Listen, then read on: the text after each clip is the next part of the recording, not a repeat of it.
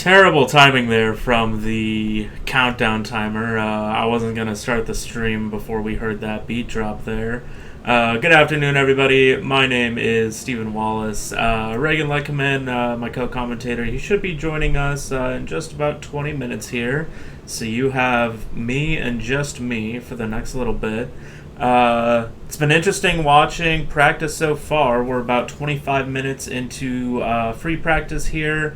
Gary Balsman, it was Magnus Halkeba, and Paul Runno were all running together on track for a good little while. A little preview of what is to come in the race. They were battling it out through the first couple of sectors just a couple laps ago.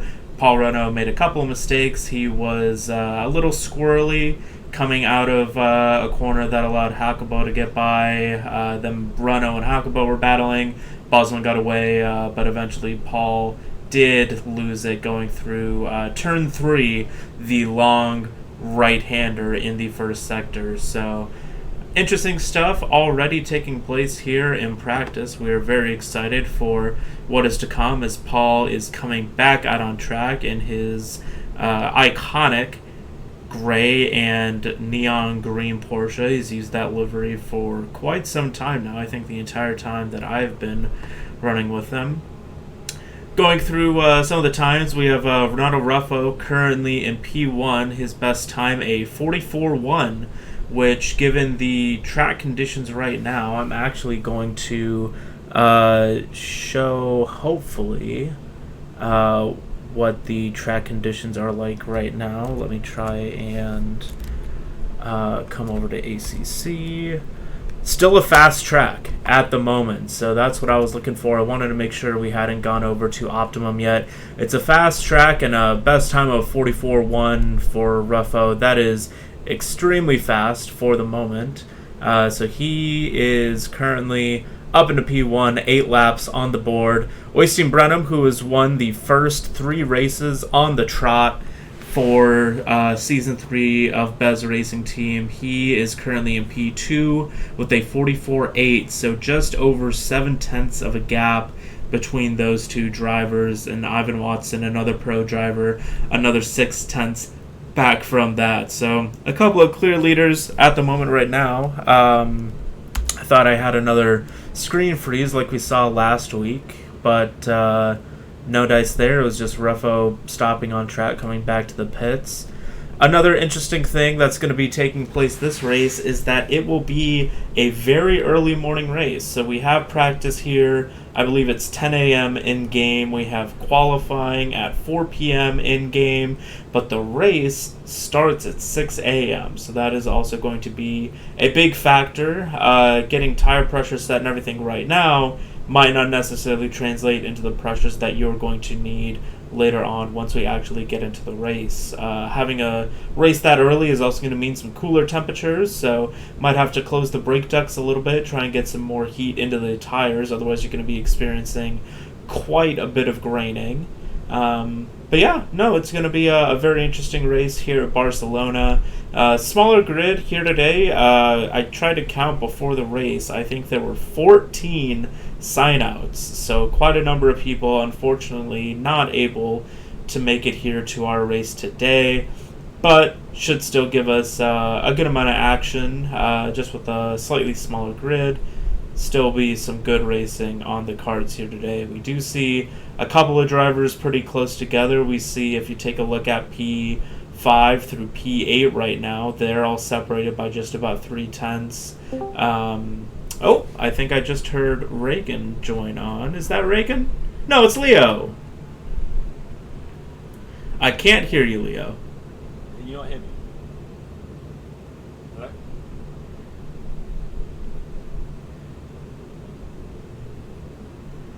Hello? You're lighting up that you're talking, but I cannot hear you. Right, okay.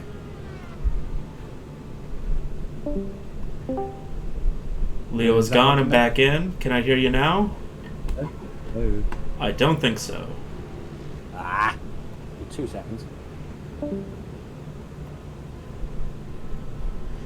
Well, Leo's going to be doing a little bit of...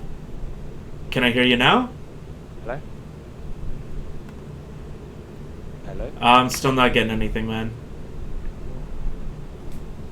Hello? Does that work?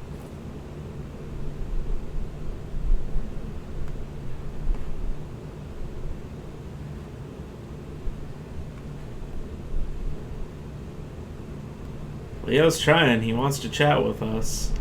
Leo was saying in our Discord and everything that he is going to be trying to make it onto the race tonight. I think he was one of the folks that had originally signed out, but he will definitely want to participate. Leo, can we hear you now? Hello? No? I'm still not hearing anything, man. Right. Hello? No? Can you hear me? Hello?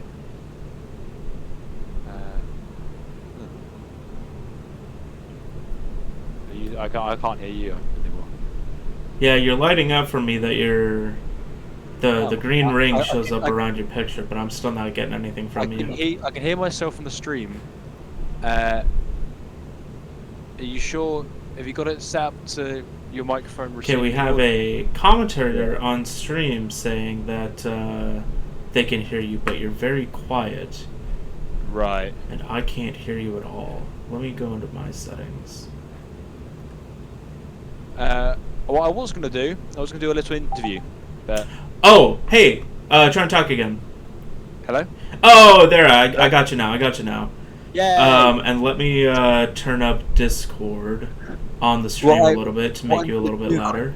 What I'm going to do quickly, before Quali comes in, because I haven't even done any practice, basically, because with my work, I don't even know if I'm going to make these races, so I just don't practice. I'm getting participation awards at this point. No, exactly. I've got 13 minutes to eat my dinner, qualify, learn the track, and hopefully win in class. It's all going to go to plan, isn't it?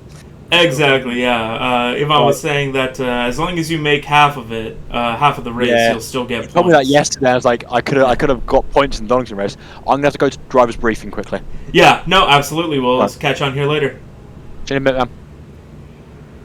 All right, lovely that I got audio working. We see Ruffo on screen getting squirrely in that Ferrari. That is one of the things I hated about running in that car. We see him pop into a stop on the middle of the back straight there as drivers are going into the briefing. Just got the Discord notification on my screen a few seconds ago. So drivers are headed there. A couple of folks still going out on track, so I don't know if everyone is fully aware of what is happening with that briefing. Typically, we call all of the drivers back into the pits just to make sure that they are focusing on all of the wonderful content that our stewards and admins present in the hope that we can try and avoid any sorts of lap 1, turn 1 incidents. That has been a running theme through our first couple of races, especially back in the practice races. We saw back at Spa, quite a big pileup. We saw at Donington a couple of cars off track, and Laguna Seca as well. There was a good kerfuffle going into those first few corners. So hopefully, also with a relatively smaller grid, that will help. We see Leo now just joined car 462 at the bottom of the timing tower there. But yeah, we've gone up to 19 cars. We're almost at number 20, getting onto the server here. I think when we started the stream, we were just around 12 or 13. So a good number of folks coming in as practice has been going on. They may have been just doing other things and coming on. Maybe they were practicing by themselves before hopping onto the multiplayer server. But good to see that we have quite a much larger group forming up here. But once again, we see a pink and black Beamer heading out onto the track. Let me try and see, that is Kurt Peters coming out on track. So I know Yvonne has been trying to get the attention of everyone using our announcements channels saying that the briefing has started, but there might be a couple of people who still aren't fully aware of what is happening and going on.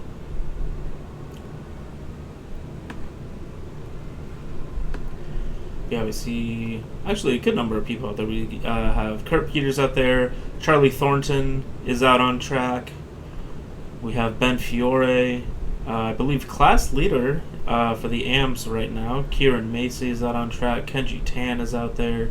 So maybe they have gotten a little bit more lax with the rules about the pre-race briefings. But anywho, while we have a good fewer number of cars on track while they're in that briefing, 10 minutes left in practice, I mentioned that I thought Ben Fiore was in the class leader position for the AM standings. Let's go ahead and see if that is true. So let's take a look first at our overall standings. This is after Donington, after all of the post-race penalties have been applied. So we see Oystein Brenham, again, he has won 3 races on the trot for a maximum points haul of 75 points. Carl Nordell, car 777, moved up to 45 points. Marcus Murray, who had a rough race in Donington, lost a place. He is sitting in P3 at 43 points, and then a pretty solid gap down to P4. Sparks only with 24 points, an average of 8 across our first 3 races. Yvonne Watson just a couple points behind, sitting at 20. Tyler Babin, who I believe quit in the middle of the Donington race. He had a horrendous opening couple of laps. I think he quit.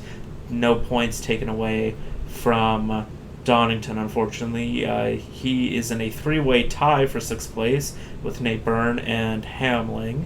Hackaba was 16, Max Stoop was 6, and then a good number of folks below that sitting at 4 and 2 points. So a good battle throughout the field, kind of like a couple of different races going on there. But Brenham currently with a 30-point lead. Will be very interesting to see if anyone can catch up to him. I believe he had signed out, citing another conflict for today's race, but he is in the server. So thought that we weren't going to see Mr. Brenham, our dominant driver so far, but he is here in the server. He is going to be racing for some extra points today, so it'll be interesting to see if he can make it 4 for 4, extend that lead potentially by an even bigger gap. Going on to our silver class. So overall, in the overall standings, you will see some silver drivers, potentially some AM drivers in there. The pros, silvers, and AMs all fight for overall points, but in silver, they are all in their own categories. So Hakuba is sitting on top with 53 points in the silver standings. Nate Byrne with 43. Schneider 27. A good close battle from basically P2 all the way through P7. You could argue even through P8. We have Schneider at 27, McAvey at 26, Tan and Poe at 25 and 23 points respectively. Esteban is sitting at 21 points, Renault at 18, Lyons at 18. So a good, quite relatively close battle. That's what, 7-8 drivers separated by just 7 points? 9 points. I can't do math. And then a close battle with our top 2 separated by only 10. So some good battles hopefully will be coming up for the silver standings. And then our AM section, which is definitely our smallest section, we have Ben Fiore. I was right, he is our AM class leader at the moment with 62 points. Prevost sitting at 51 points, not too far behind. 11 points is not insurmountable by any means. Kurt Peters sitting at 40 points, and then a bigger gap down to Leo Osman, who's just on chat with us, who left to go to the driver's briefing.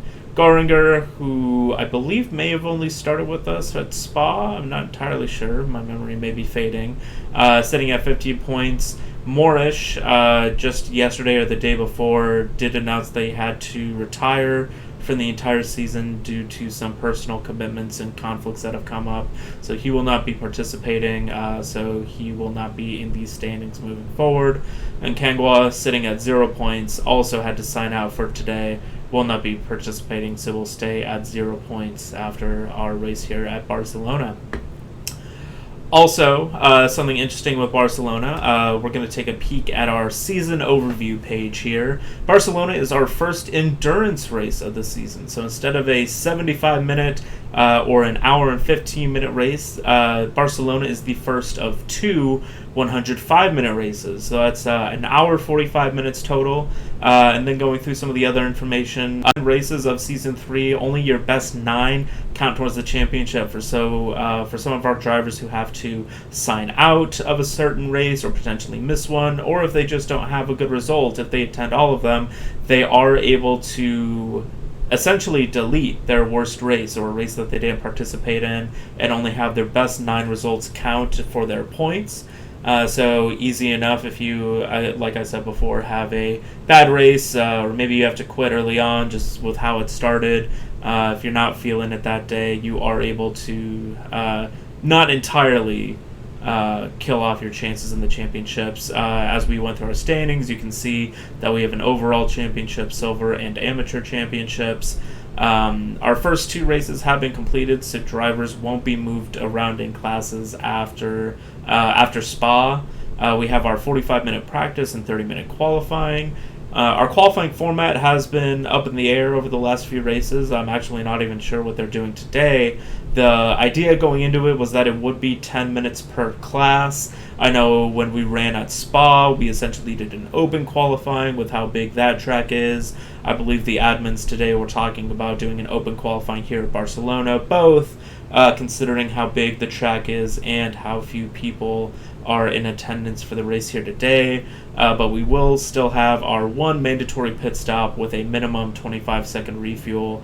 And there is a 60-minute pit window, and I don't believe that pit window gets extended for our endurance races. So they will still only have an hour total to be able to make their pit stop. Still quite a wide window, but that essentially means that that window won't open for the first 22.5 minutes of the race and will close with 22.5 minutes left in the race as well. So that also means for drivers that might get an incident on the first couple of laps, that if they get some severe damage, if they need to pit in, with the shorter races, it was only 7.5 minutes into the race when those pits would open, so you would only maybe have to carry on for a couple of minutes out on track before coming into the pits, before making your pit stop, fixing that damage, in order to have your pit stop count. Because if you pit right away on the first or second lap, you are pitting outside of the pit window, and your pit stop would not count. You would have to come in again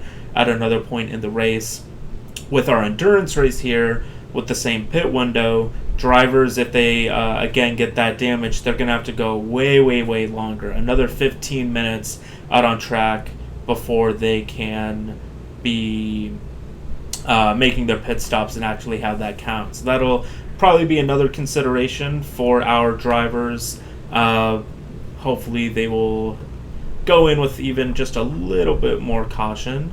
I see Reagan has joined. I turned off my Discord notification, so I did not see that he joined. Welcome, Reagan. Hello, Stephen. Can you hear me? I can. Definitely not your typical mic quality, but we do have you. We do hear you. No, yes, I am joining from Vancouver. Unlike Stephen, even when I'm on vacation, I am completely dedicated to the Baz Racing Team stream. Stephen, would you mind doing me a favor and turning on your Discord stream for me? Guess what I already did. What a friend, and what a guy. Well, excellent. Yeah, I was just wrapping up, going over some of the league information, introducing the fact that for Barcelona we have our first endurance race of the season. Are you excited for that, Reagan? All right. Sorry, Stephen, and sorry to everyone in the stream. Just having some technical difficulties. Looks like I'm going to be doing everything from my phone today. Oh, no. I am not able to connect my headset to my computer, and I am not able to watch on the computer and speak on my phone. So this is what we're doing. We'll make it work. Stephen, what were you saying there? I see we're just at the end of practice. We've got Ruffo in first place. Wow. By quite a gap. At the start with a big gap. You were right. That is exciting to see. Yeah, no, and I was going through it earlier. That was set on a fast track. I'm not sure if it's gotten up to optimum yet, but I'm pretty sure that track is still fast. So a 44.1 on a fast track, even if that is a qualifying run, that's better than I think any lap I've been able to do at Barcelona. I can certainly say the same for my Leo. Okay. Yeah, I had an issue hearing him. It turned out that my Twitch audio set, or not Twitch, Discord audio settings changed, so it wasn't putting any audio through my headphones. It was trying to do it through some other source. But yeah, once I put the audio through my headphones, I could finally hear him. But yeah, the folks on stream were able to hear him. I just couldn't hear him. But yeah, we got it worked out. I turned Discord audio up on the stream, so they should be hearing you just fine as well. Perfect. And if anyone in the chat is able to confirm that, please let us know how I'm sounding. I know you're all excited to hear my beautiful voice once more. Steven, I think I can say I officially know what being an old man is like. It has happened. How so? Just 5 minutes before I got on this call, I sound iffy. I am very sorry. I would assume that's just you said you're on a phone? Loud and clear now? Okay, I am. Yes, I'm on a Bluetooth headset. I am not on my usual microphone. Again, in Vancouver, watching this stream on my phone, so it is not the best setup, but I know how much everyone in the chat wants to hear me, wants to hear my amazing analysis, my always accurate insights. So, well, I was going to say, I think effort to get over here. I think they're just glad that they don't have to listen to me for 2.5 or 3 hours today, because what I was trying to say when you were first hopping on is that it's our first endurance race of the season, so it's 1 hour and 45 minutes instead of 1 hour 15.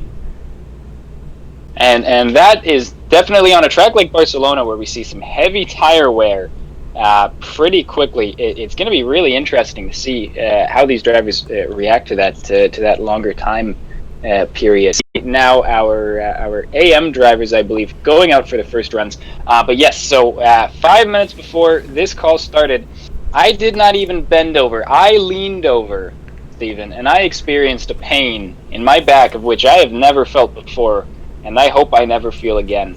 It was an old man pinch that sent me onto my back. It was a bad one. So. To all of the older drivers we have, I'm not sure if I know we have quite a large age range in, and the problems of adulthood, and I can finally fully empathize with all of the more mature drivers in the league. Yeah. Absolutely, yeah. I think Kenji might be our oldest driver out on track. I'm not sure for all of the guys how old they are, but yeah, I think typically 20s, 30s, low 40s maybe is the most common, but yeah, I think Kenji's the oldest one out there. We saw Leo Osman in this white Honda go off track a little bit. He said he did not do any practice. He never knows if he's going to make it to these races because of his work learning the entire track here in qualifying. You mentioned the AMs going out on track. That was actually something I was talking about before. I think they changed it for Barcelona with how many people signed out and with how big the track is. I think they're just doing an open qualifying like we had in Spa. Because we have Carl in the 777. He's a pro driver. He's out on track. Hakubo, I believe, is silver. He's out on track.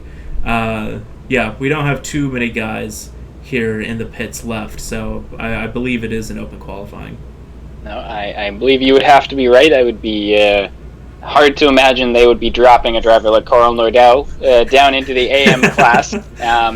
Certainly would be a bit iffy given the performance, the placements he's been putting up. So okay, looks like we've got open qualifying. Always, especially on a track. I mean, 20 drivers. A smaller grid than we anticipate seeing, and definitely nice then that we'll be able to have something to talk about for the full 30 minutes as our drivers are just coming down and starting their first fast laps of this qualifying.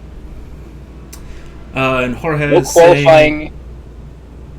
Yeah, I want to say that was behavior warning points for Jorge, getting in some incidents over the last couple races. I know we've also had a couple of disqualifications from the entire season for a few drivers based on the amount of incidents they've racked up. So hopefully hopefully that discourages any more funny business going into turn 1 for the next few rounds. You always you hate to see drivers getting disqualified. At the end of the day, this is something we all do for fun. We want to have drivers out on the grid, but there's behavior warning points. There's a rule book for a reason, and it is at the end of the day up to the drivers to be paying attention to where their car is on track, to be driving in a safe manner, no matter who they're fighting with, and if a driver sticks their nose out one too many times, then rules are rules. Absolutely. I'm trying to get the timing tower showing what I want it to.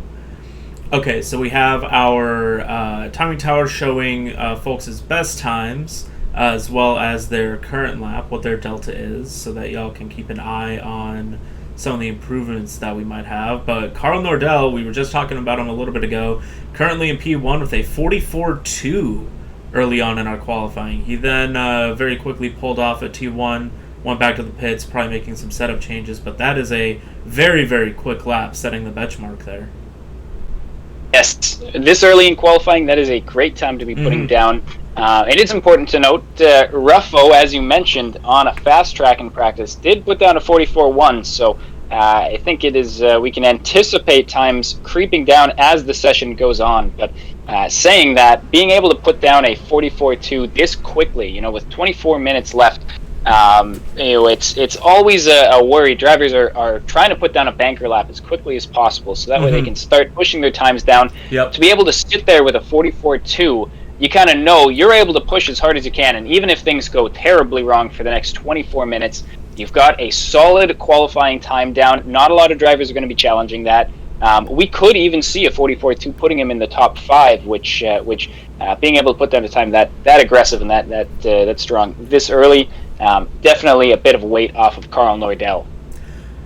Absolutely. I mean, top 5, I think he might even be top 2 or top 3, because we don't see some of our typical strong qualifiers like Tyler Babin. We don't have Marcus Murray here today. Hamling is not in attendance. So it's really, to me, Ruffo, Nordell, and who am I thinking of? Brenham, that are going to be going for pole position. That's who I think is going to be in the top 3. But at the same time, we do see McAvey just go up to P2 with a 44.4. That is also a very respectable time. Very nice time for him. Yes, I believe Brenham, the perennial first place driver in this league so far, I believe he was in second place in practice, if not second, then third. So Brenham, I believe he has won every single race that has happened so far. Some races more dominant than others. Last week needed a little bit of luck, but again, one of the things about Brenham, he never puts a foot wrong. He is always keeping himself within that 95 to 99% of his range of times. He's keeping himself consistent, and you put in enough laps that are that fast, that consistent, and the drivers around you, they're going to have to push to keep up, and that's why we see a lot of drivers making mistakes as they try to stay in front or stay close to him. Absolutely. Talking about Brenham, he completed a lap, but I believe it was invalid. He said a 46.2, so most likely made a mistake somewhere, maybe going wide after a corner. We just caught the end of Ruffo's lap. We're riding with him right now on the TV shots. He essentially matched his practice time with a 44.1, so he is also rocketing right up to the front.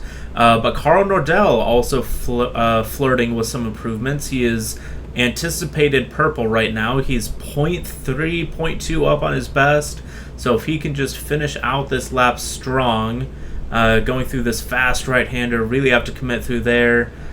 Still matching that delta, so he could be on for a 44 flat potentially. Lost a little bit on the straight there, making up a little bit of time into that really tight corner. It'll be really close for Carl as he finishes out Sector 3 of this lap.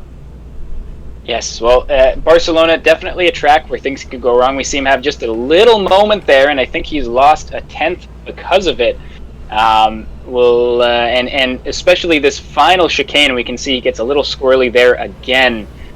So easy to have these moments on a track again where tire wear is happening, is pushing your tires. You're pushing your tires to the limit very quickly. Lots of sausage curbs, lots of tight or slow technical turns, and we do see Nordell as he crosses the line, and it looks like he did lose time in the end, just enough time to basically match his best. So that is still a 44.2 for Nordell. However, in quick succession, we see Brenham first taking pole with a 44.012, and Ruffo responding immediately. First driver in the 43s with a 43.8. Very, very fast time for Ruffo. He has clearly come prepared to this race. Absolutely. Ruffo on that Ferrari. That Ferrari is typically very, very quick here. One thing that I did see when looking at the Apex Online Racing leaderboards last night was that the top 50 times tended to be dominated by the mid and rear engine cars. So cars like the Audi, the Ferrari, the Porsche, the McLaren.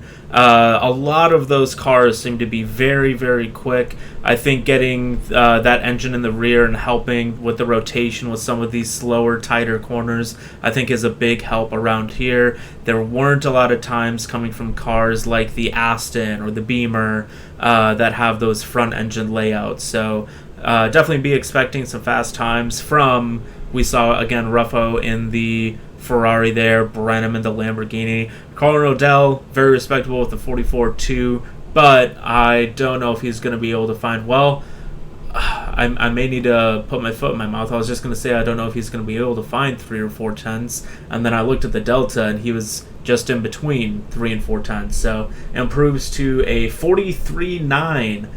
So does get quite a bit up there, puts himself in between Ruffo and Brenham, but still a little bit of time to find if he wants to challenge for P1. Well, yes, really nice time for Nordell there. Second driver into the 43s. And speaking of front-engine cars, the Mercedes being one of them, Stephen, you're a driver who likes to drive a car with a personality of, I would say, a dead animal. The Aston Martin. It's not the most exciting car. How do you find navigating a track like Barcelona in cars that are about as spicy as flour? I mean, for me, I prefer a car that doesn't have that personality, I mean, for hot lapping or maybe just random practice, hopping in the Ferrari, being living life a little bit more on the edge, trying to keep it stable. That can be fun, but when I'm trying to extract everything I can out of a car, having a very stable base and knowing how the car is going to perform, knowing that I'm not going to lose it on exit, does help, and I feel that I can extract just that little bit more from the car. So, it may not be the most exciting car out there. It may have, a reputation for just kind of being a fast car in and of itself, but maybe not as exciting as some other ones, but I think you can push just that little bit closer to the edge. So maybe that is what Carl is hoping for in this Mercedes. He's found a little bit of traffic. I'm going to try and click onto the other driver that is just ahead of him, but my timing screen is not letting me. That is Ruffo. That's Ruffo. It's Ruffo in front. Okay, so maybe Ruffo's having a bit of a bad lap. It looks like Ruffo is actually invalid. Nordell was not invalid, and seems to have maybe been held up by Ruffo, who was on an out lap, on a lap. He's coming back around. So I don't believe we have any penalties for qualifying in infractions, but certainly something to be said for Ruffo there not getting out of the way. Maybe something we'll have to, or maybe the stewards may have to take a look at that one. Brenham as well, quietly as Ruffo and Nordell seem to be fighting, and we do have a confirmation there are potential penalties in the system. Brenham 2 tenths up, 3 tenths up with a good exit out of that final turn, and we may have a new pole sitter here. It's going to be close. Let's see what happens when he crosses the line, and that is a fantastic 43.697 for Oystein Brenham. Fantastic time. As usual, we all knew he would be right near the top of the timing boards, and he's put in a fantastic lap as we approach the midway point of this qualifying session.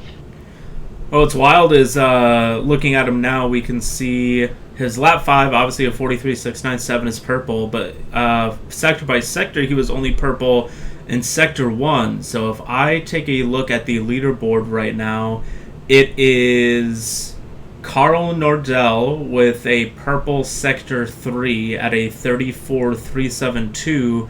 That's almost a tenth quicker than what Brennan was able to do that last lap. And Ruffo currently has the fastest middle sector of a 39.812. Brenham on his last lap was just almost a tenth and a half slower than that. So each of our top 3 drivers able to excel in different sectors of this track. That should make it for a spicy race, I would say, with each car having strengths in different sectors that should hopefully be able to keep them close throughout the entire laps. It's always fun when we have drivers, and I think I've said this before, always fun when we have drivers in different machinery able to push to those similar lap times, because like you said, different cars perform so well in different parts of the track. As you mentioned, the Aston Martin, very smooth car to drive versus something like the Honda, my preferred car. I actually like to have some fun while I sim race, and and it's a car that I would say, with it, and maybe this is an apt comparison with the Aston Martin, with those front engine cars. Like you said, it's a car that really allows you to push. It's a car that just says, you know what, you do what you want, and you go out there and be fast. I'll do what you say. These mid-engine, these rear-engine cars, we watch Paul Runo and possibly the biggest perpetrator of this, the Porsche. These cars are saying, you know what, I'm going to be fast. You hold on for dear life, and if you put a foot wrong, you're going to die. But if you don't, we're going to have a lot of fun. And definitely with a car like the Lamborghini, a mid-engine car that it's not one of the most popular, and I know I've heard Victor complain about some of the issues with the car. It's not the most stable, as we see Ruffo in the Ferrari going a bit wide there. Cars that that they've got that turn in that's so exciting. It allows you to get around these turns a little bit faster, but maybe doesn't allow them to kick out of the corners as quickly and as smoothly as a car like the Aston, car like the Ferrari, another front engine car. We're going to see a lot of differences in how these cars approach each turn, trying to find ways to navigate around the other cars at their pace, finding out where they can take advantage of the weaknesses of the other cars and take advantage of the strengths of theirs. So hopefully we'll see a lot of fun here. We do seem to have a pretty big gap between the top 3 and some of the other drivers on the grid, but we should make note that 4th, 5th, and 6th place, in fact, all the way down to 7th, 8th, 9th, we've got a lot of drivers between McAvey with a bit of a gap to Watson, but after that, Runo, Haukeba, Laird, Tan, Bosman, all separated by only maybe 3/10, 4/10. So we're not only hopefully going to see some good fights in the front of the grid, but it looks like all the way down the grid, there's going to be a lot of room for some fun driving today. Yep. Absolutely. Watson improves just a little bit, not as much as he would have wanted. He stays P5, but improves to a 44.5, just about a tenth and a half off of McAvey. Ruffo last lap was 4/10, 3/10 up coming into the corner he's at right now that we're seeing him at. Held it a much better through there this time. Still loses a little bit. He was purple going to that corner. Now he is only matching his best time. Still needs to find a little bit if he wants to get up to the 43.6s where Brenham is currently sitting. And he finds that.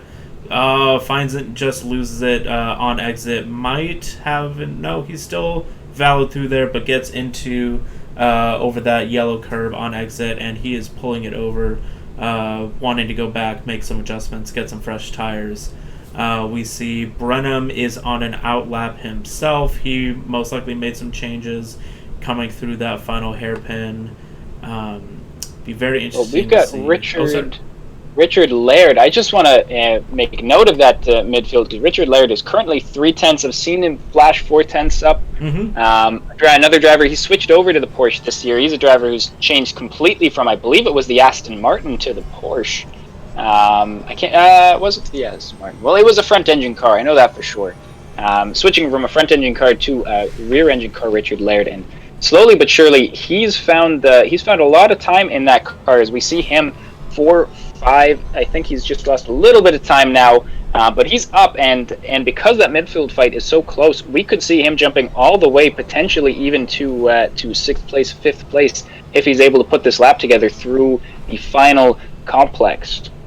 Absolutely, and we're not even 2/3 of the way through qualifying. There is still quite a bit of time for him to still come to grips with the Porsche here. So yeah, we saw him lose a good amount off of the back straight coming into that very slow corner. Only 2/1000th off of Paul Renault in P7. So if he can just clean up that middle sector a little bit, he can definitely jump, like you were saying. If you can find some of those 3, 4, 5 tenths that might have been left on the table, he could definitely challenge for P5, maybe even P4. He could be flirting up there with McAvey, right off of our 3 leaders. Would be very exciting to see. I always enjoy seeing Renault Laird and Kenji Tan driving so close together. For those of you who have watched our introduction video that plays every stream, you may note a very fun battle on Imola between Renault Laird, Kenji Tan, and myself. All 3 very, very clean drivers, very fun drivers to be fighting with. And I know those 3 drivers, and unfortunately I won't be a part of it today, but those 3 drivers do start to get into it. We may be able to have some fun watching how that fight comes together. Man, you say that plays before every stream. You know what I forgot to do today?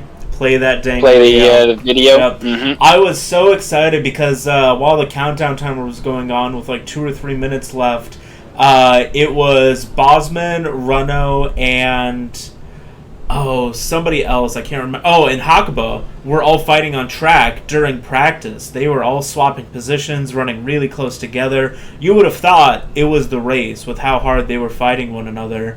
I was so excited to get to that battle, and of course the countdown timer ended.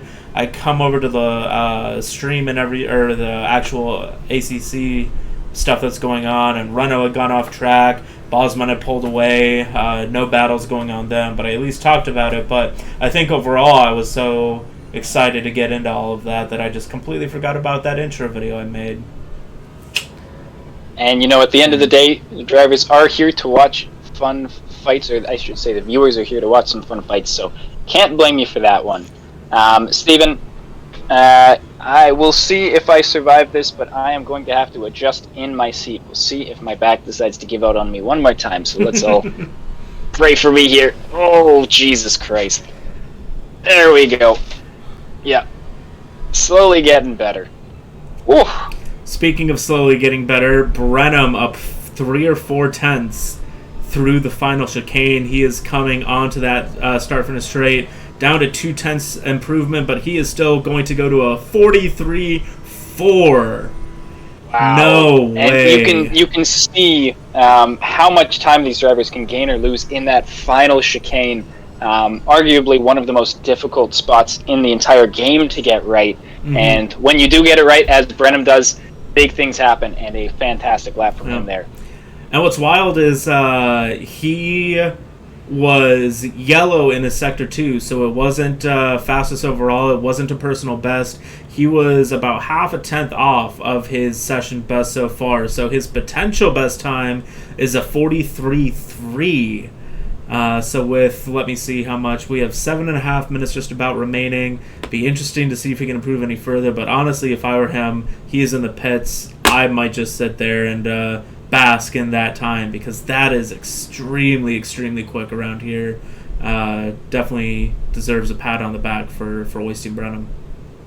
It really does. And Ruffo, who we saw at the front of the grid during practice, he's going to have to put in a fantastic lap, something really special to be able to compete with Brenham at the front right now. Same as Carl Nordell. Carl also only a tenth behind, or a tenth and a half behind Ruffo, another driver who might be able to find some magic. So it's not over yet with 7 minutes left in qualifying. That's enough time for 2, maybe 3, maybe 4 laps if you're real lucky, if you're getting the timing right. So definitely a chance for these drivers to pull out some magic. We'll have to see if they're able to. Kenji not pulling out much magic here. No, I was going to say, he was going slowly off the side of the road, trying to let some cars pass before he rejoined. Not the most graceful for him, unfortunately. But Carl Nordell currently approaching. This is just about the end of Sector 2. He is up 2/10. So trying to stay on the cusp of targeting P2. Pretty decent through there.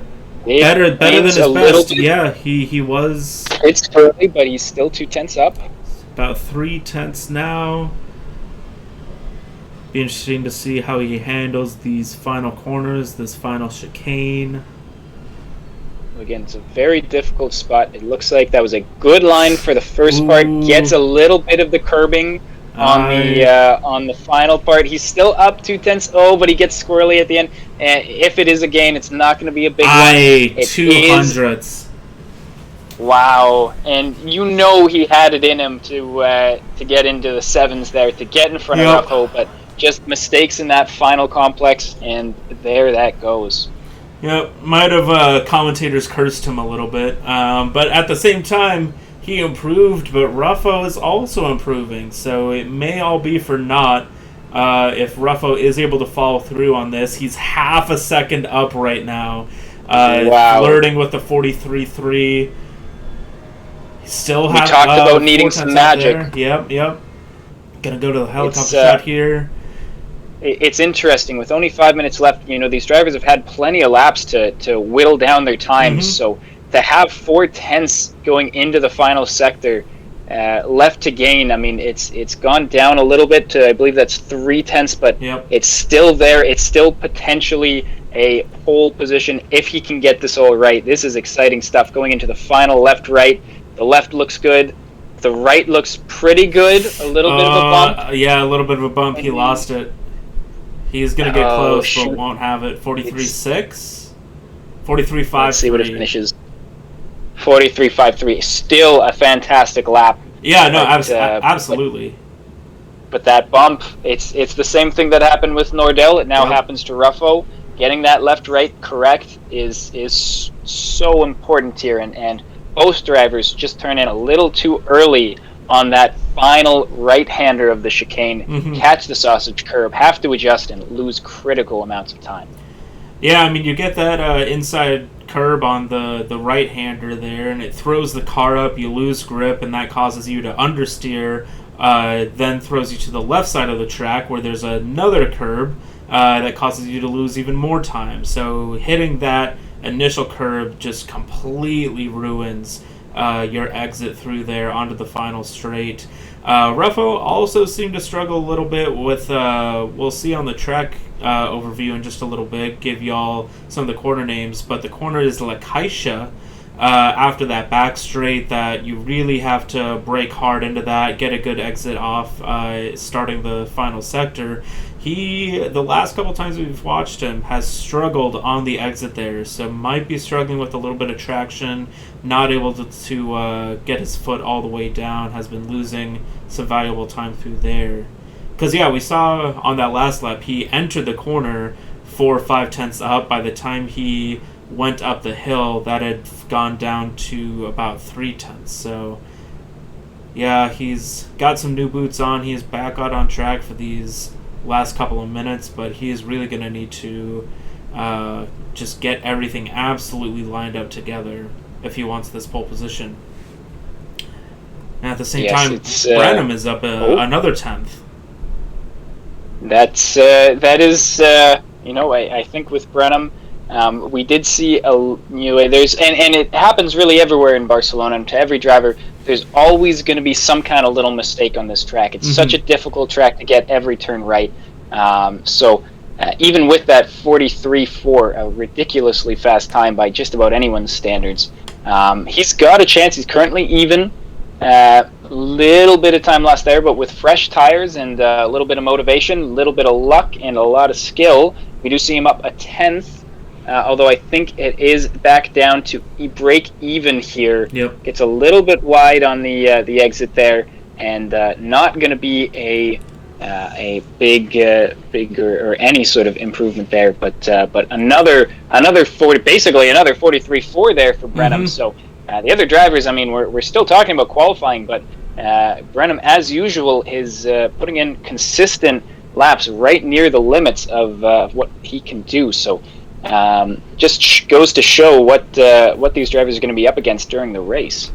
Absolutely. We're watching Magnus Hakobo right now. He was about 3 or 4 tenths up earlier.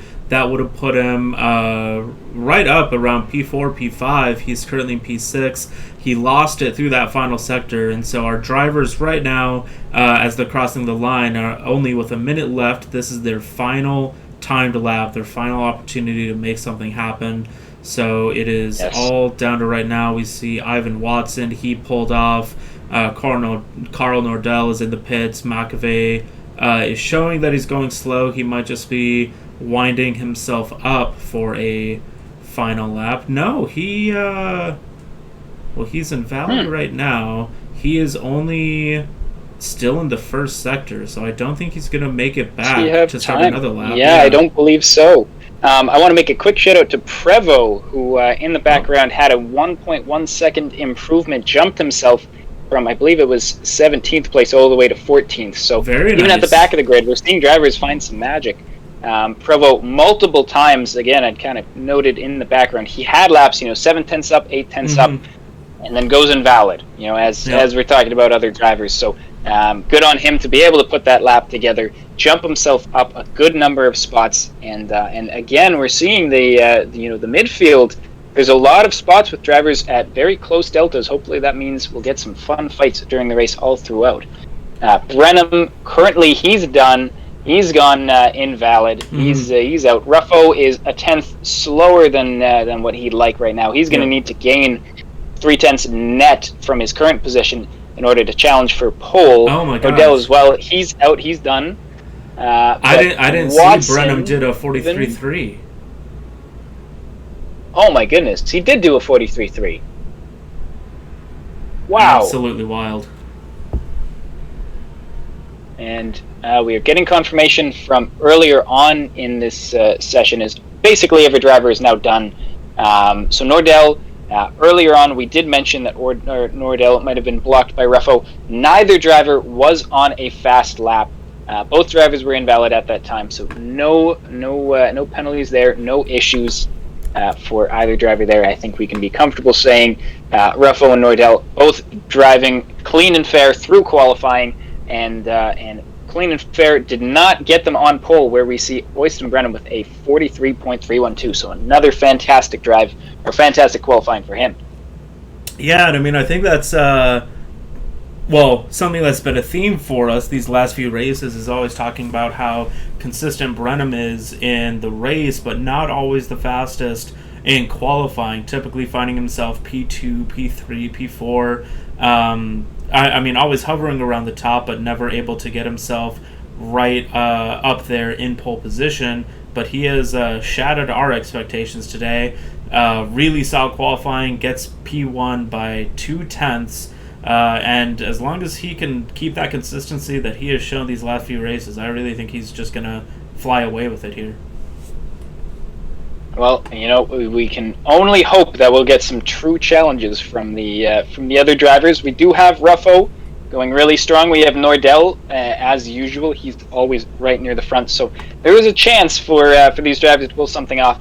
We'll just have to see exactly what they are made of during this longer race today. Absolutely. It is also dark. I was talking earlier before you came on. It's a 6 a.m. start time, so it is going to be essentially a night start for these drivers. With the end of qualifying, Reagan, are you okay if I throw it over to you for our track walk and track overview? I am fully unprepared and equally as excited. Let's do it. All right, let's start off with our track walk. All right, so yes, this is Circuit de Barcelona, Catalonia. Maybe I'm saying that wrong, but you know what? I've been told I've been pronouncing most people's names wrong, so that's okay. That just carries over. Starting off in Sector 1 into the quick 1-2 complex of Elf and Renault, and before the long Turn 3, which is Renault. Apparently my track map is different than this one. Starting Sector 2 with Repsol, another one that's very difficult to get right into. Another hairpin, lots of these nice winding turns, turn 4. Turn 6 kink before Worth at turn 7 and 8 complex. And a nice fast right-hander onto Campsa into the back straight for a hard braking zone for La Caixa. That is turn 12 bank Setabel for the incredibly difficult complex there, the chicane that we've been talking about, into New Holland, the fast final right-hander, and that is a lap of Barcelona. All right, and I will now throw it over to our track overview. Okay, and again, in the nights, we do see our fastest lap of a 42.0. We are frozen here, Steven, so I'm not going to be able to do much help here. All right, and we're back.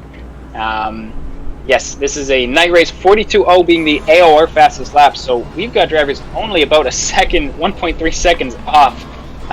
This is turn 1. This is Elf into Renault. Again, a good overtaking opportunity, but we need our drivers to be safe on turn 1. If any of our drivers are in the chat, be safe turn 1. Please be safe. Before going into now Repsol, very, very tight, but also long. That doesn't make any sense.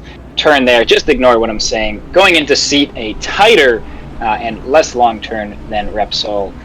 Before we get into the turn 6 kink, not much of a turn, and the real turn here we're seeing turn 7 Worth into the straighten out for the turn 8. Before a very quick braking zone, trying to get that car in as tight as possible, tighter than what we see from this car here, into Campsa, and then the back straight for a hard braking zone for La Caixa. Again, an overtaking opportunity. We've got the back straight. Cars, if you can get a good release into the fast right-hander, you might have some fun there. Before Bank Sabadell, this is another very lazy fast right-hander. Before a much tighter sort of 90-degree right-hander there, and then finally this difficult chicane.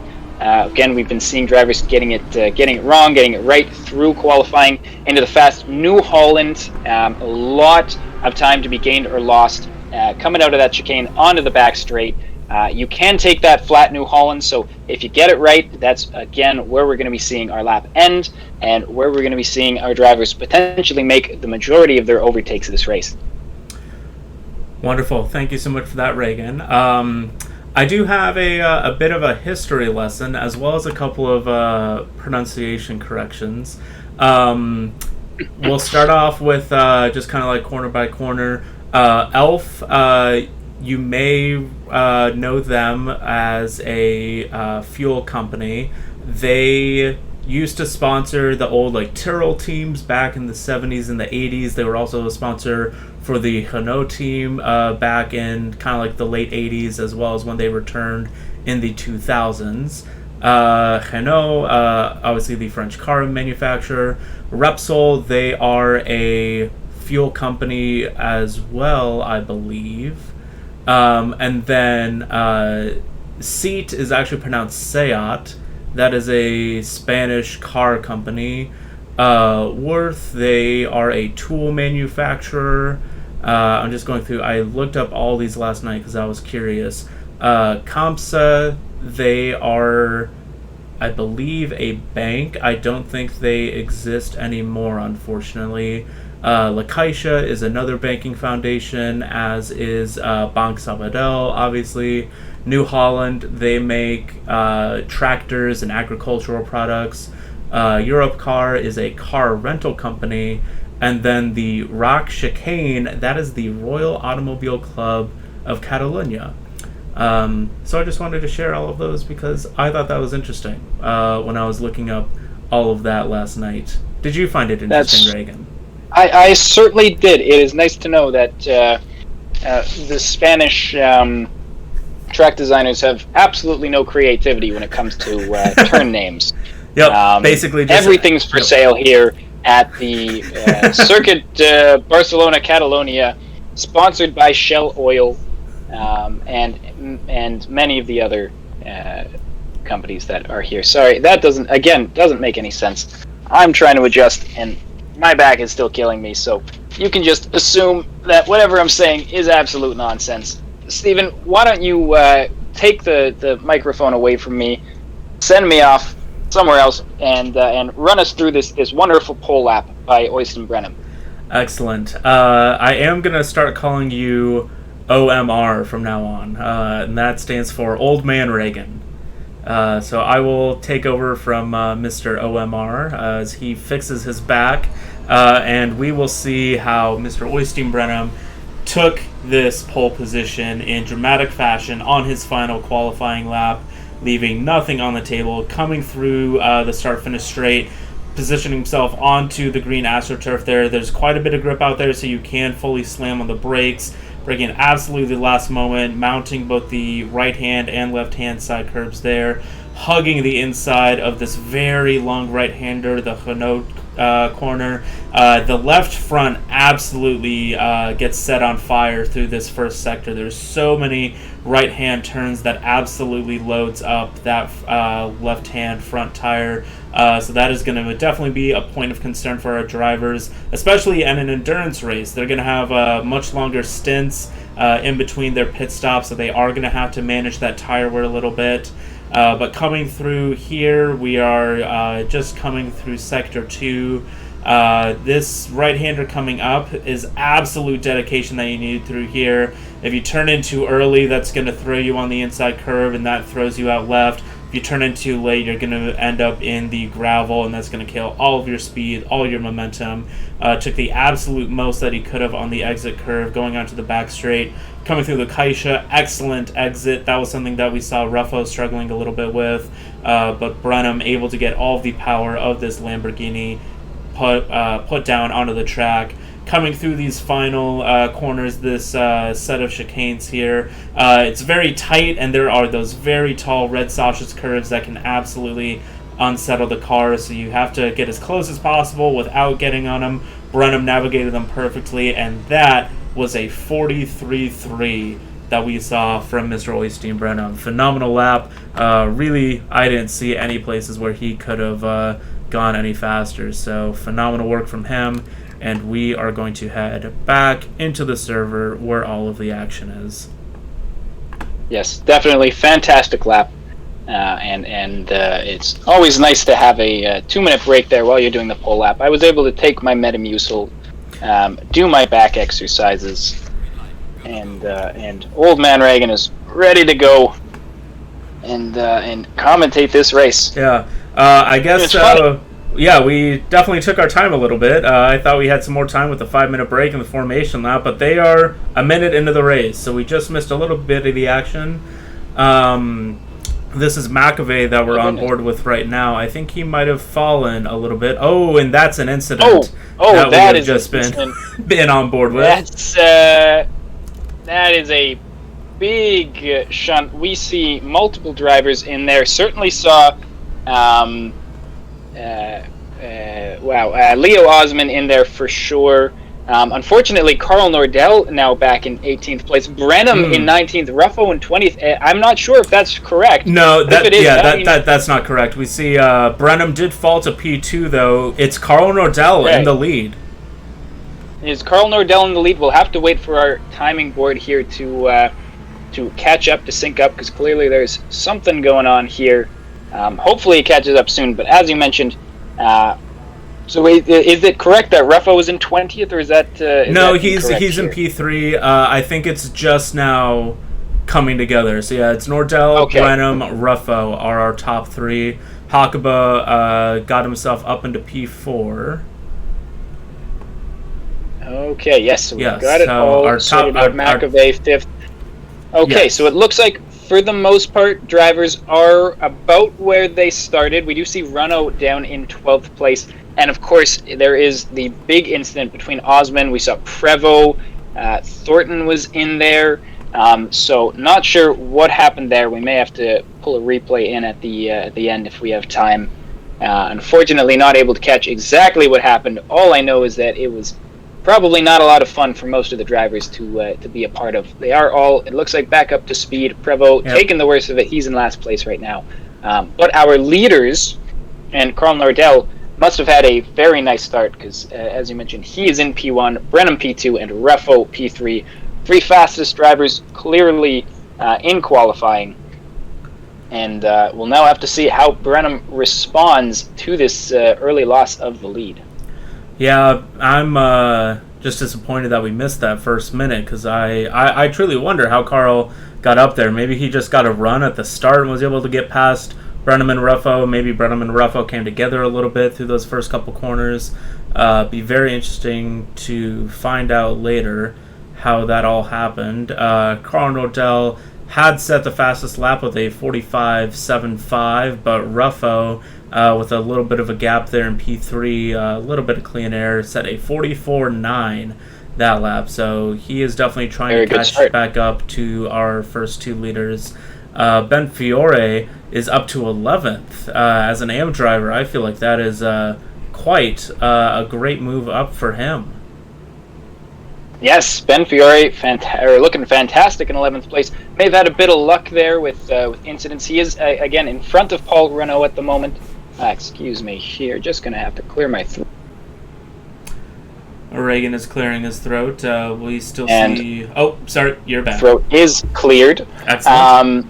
Yes, so Paul Renault must have had a bit of an incident at the start. Not sure exactly what happened, but yes, Ben Fiore able to take advantage and prop himself into the front of the back half of the grid.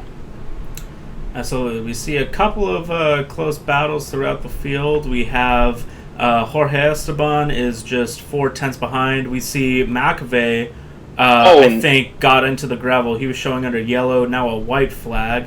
Paul Renault also showing a yellow flag. He may have had an incident. Car. Oh, go ahead. And well, I'm just going to say, I believe that was, unless that was a replay, we've seen 2 cars go off in the same place in about 5 seconds. I'm not sure exactly what happened there. And as well, Richard Laird making the move in an unexpected place. That is after that quick hairpin at La Caixa. That's turn 11, so very nice move from Richard Laird to bump himself up into P6. P6 going to be some nice overall points coming his way. Kenji Tan sitting in P10. I think that might be the best he's run this season. I think he qualified well in Spa, but had a incident early on, if memory serves. I don't know if he held that. Richard Laird, it was showing that he was going slow. Might just have had to go offline in his battle with McAvey right behind. It's a very close fight there. It is. And certainly, I mean, you say it's going to be good overall points for Richard, but we are right at the beginning of a very long race here, so I don't think we're going to see much, and that is Richard Laird and McAvey seem to be going side by side here. It's really close. Both drivers giving room. We're seeing some great fighting, but Richard able to maintain his position at the front, going into Sector 3, so a really fantastic battle there between Laird and McAvey, but lots of time for these drivers to make up positions, to be, and lots of time, more realistically, lots of time to lose positions. It's an early race. Not a lot of grip on the track right now. That was as we see McAvey losing it. Oh, McAvey loses it, and Schneider's now able to get through. McAvey, who started in, I believe it was 5th place with a fantastic qualifying himself, has now just dropped back quite aggressively. Yeah, I'm just going to go to a replay of Ruffo. He had caught up pretty close to the back of Brenham.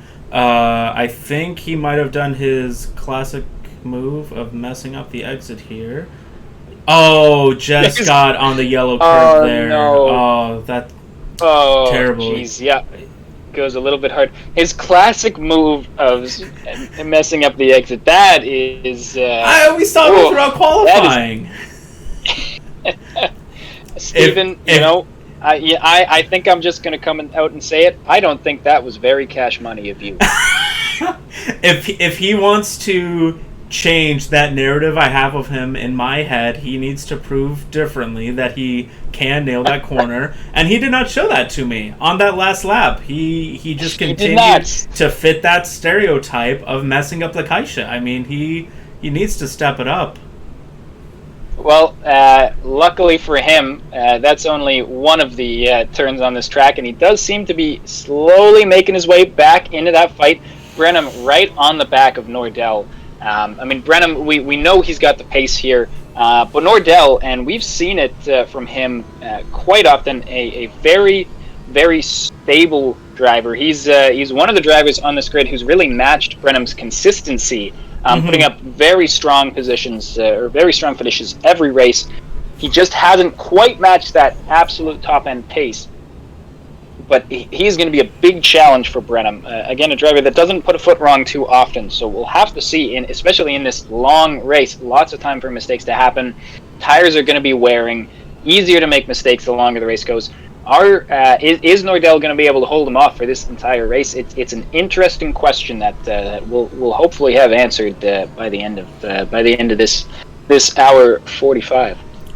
Absolutely. But I think Brenham will want to try and get past Nordell pretty expeditiously, because with Nordell, I believe, holding Brenham up, that is allowing Ruffo to be right back in the picture. We saw Ruffo 2 laps ago go off at Lacaisha and lose a good few seconds, but is already back to just 1 second behind Brenham. So he is able to absolutely reel them in. For context, on our last laps, Nordell with a 45.9, Brenham with a 45.99, Ruffo a 44.2, so almost 2 seconds faster than Nordell and Brenham. I mean, he is just absolutely reeling them in with how much Nordell is having to defend and lose both of our top 2 drivers' time. But hey, it's keeping it exciting. It's making it a 3-way battle up front. I am not complaining at all. No, at the end of the day, it doesn't. Your pace only means so much. If you get stuck behind a driver who's skilled at defending like Carl is, you're going to have some patience, and you're going to have to deal with some pressure behind, because Brenham, again, we've seen him capable of handling pressure at Donington. Really, the first time he was ever challenged, and this is looking like an even tougher challenge for him, because now he's going to have to be attacking and defending. As Ruffo, as you mentioned, almost 2 seconds a lap faster. Carl Nordell are defending very aggressively here, not giving Brenham any space to accelerate. We're going to have to see if these drivers are really. We're going to see what Brenham's made of here, if he's able to navigate this situation, one that's kind of new to him in this league. Yeah, I feel like he's usually been able to, again, still have the pace, but he usually finds himself maybe a couple seconds back from our leaders. We have the issue that we saw last week where my ACC decides to send all of our drivers to the Shadow Realm. So I just need to back out again here quickly. I really don't know why it does that. I don't think there's been anyone else I've talked to that has had that happen, but it usually happens whenever I'm a spectator. It's not something I have seen happen either. Certainly curious, and you know what I'm going to say. I've been trying this saying out, so maybe I'll try it again. That was not very cash money of ACC. Truly, is it working? I'm trying. I'm gone to the store. I've tried on the shirt. How's it working on me, Steven? The Cash Money shirt? The Cash Money. I've tried on the Cash Money shirt. Is that shirt Cash Money? I think it is very Cash Money. I think you could roll up right to Lacaisha or the Banque Sabadell and make a deposit for a lot of Cash Money, because you are rocking it. That was good. You viewers out there, you don't understand how lucky you are having such good commentators, such creative word usage coming out of both of us. So you should all be very happy as we see Jeremy Goringer with a bit of a tumble there. Luckily, not grabbing the wall, keeping it out of the wall, staying safe. So just a bit of damage to his ego, maybe to his tires, but not to his car. as he is now down in 20th place. A quick shout out to Jorge Esteban. If I'm not mistaken, it was Georgie who was the one who was telling me I'm not pronouncing names correctly in Discord. So Georgie Esteban is currently was not able to compete in qualifying, but up into 10th place. So a very nice start for him, able to make up positions quickly. Good old Georgie Easty ban. Yes. And he was one that had a quali ban, so went right up from, he either started P19 or P20, already halfway up through the field. Very nice start for him. Georgie even saying in chat, now at least I can do last to first challenge on my home track. Certainly taking that to heart, making up 10 positions in only 15 minutes. At that rate, he's going to be finishing first by a mile if he's able to keep that up, if it's a linear progression, which usually is, of course, during these kind of drives. Absolutely. I mean, by the end of the race, we may see him in like negative 40th, negative 50th position? I think that's really the only realistic spot we can expect from him if we extrapolate out far enough. Yeah, he'll be so far ahead, he might actually end up going faster than the speed of light and doing some time travel. Well, maybe he can travel us back into time before my back decided to die on me. As I readjust once more. There we go. That's the stuff, I guess. Steven, it's not good being old. You know, we've got these younger drivers on the grid like Leo Osman. Leo, don't grow up. You just Peter Pan it. Stay young. It's not worth it. Oh boy. I do have to say, again, the ripe old age, 25. It's too much. Let me. I don't think I can show. Oh no, I can show the last lap. I want to highlight for Carl Nordell, our P1 guy. You can see on the bottom his last lap time. Car 777 did a 1 minute 44.777. I did want to highlight the luck there. He also went purple in that final sector, so we see contact potentially between McAvey and Dan Schneider. Let's check out the replay here.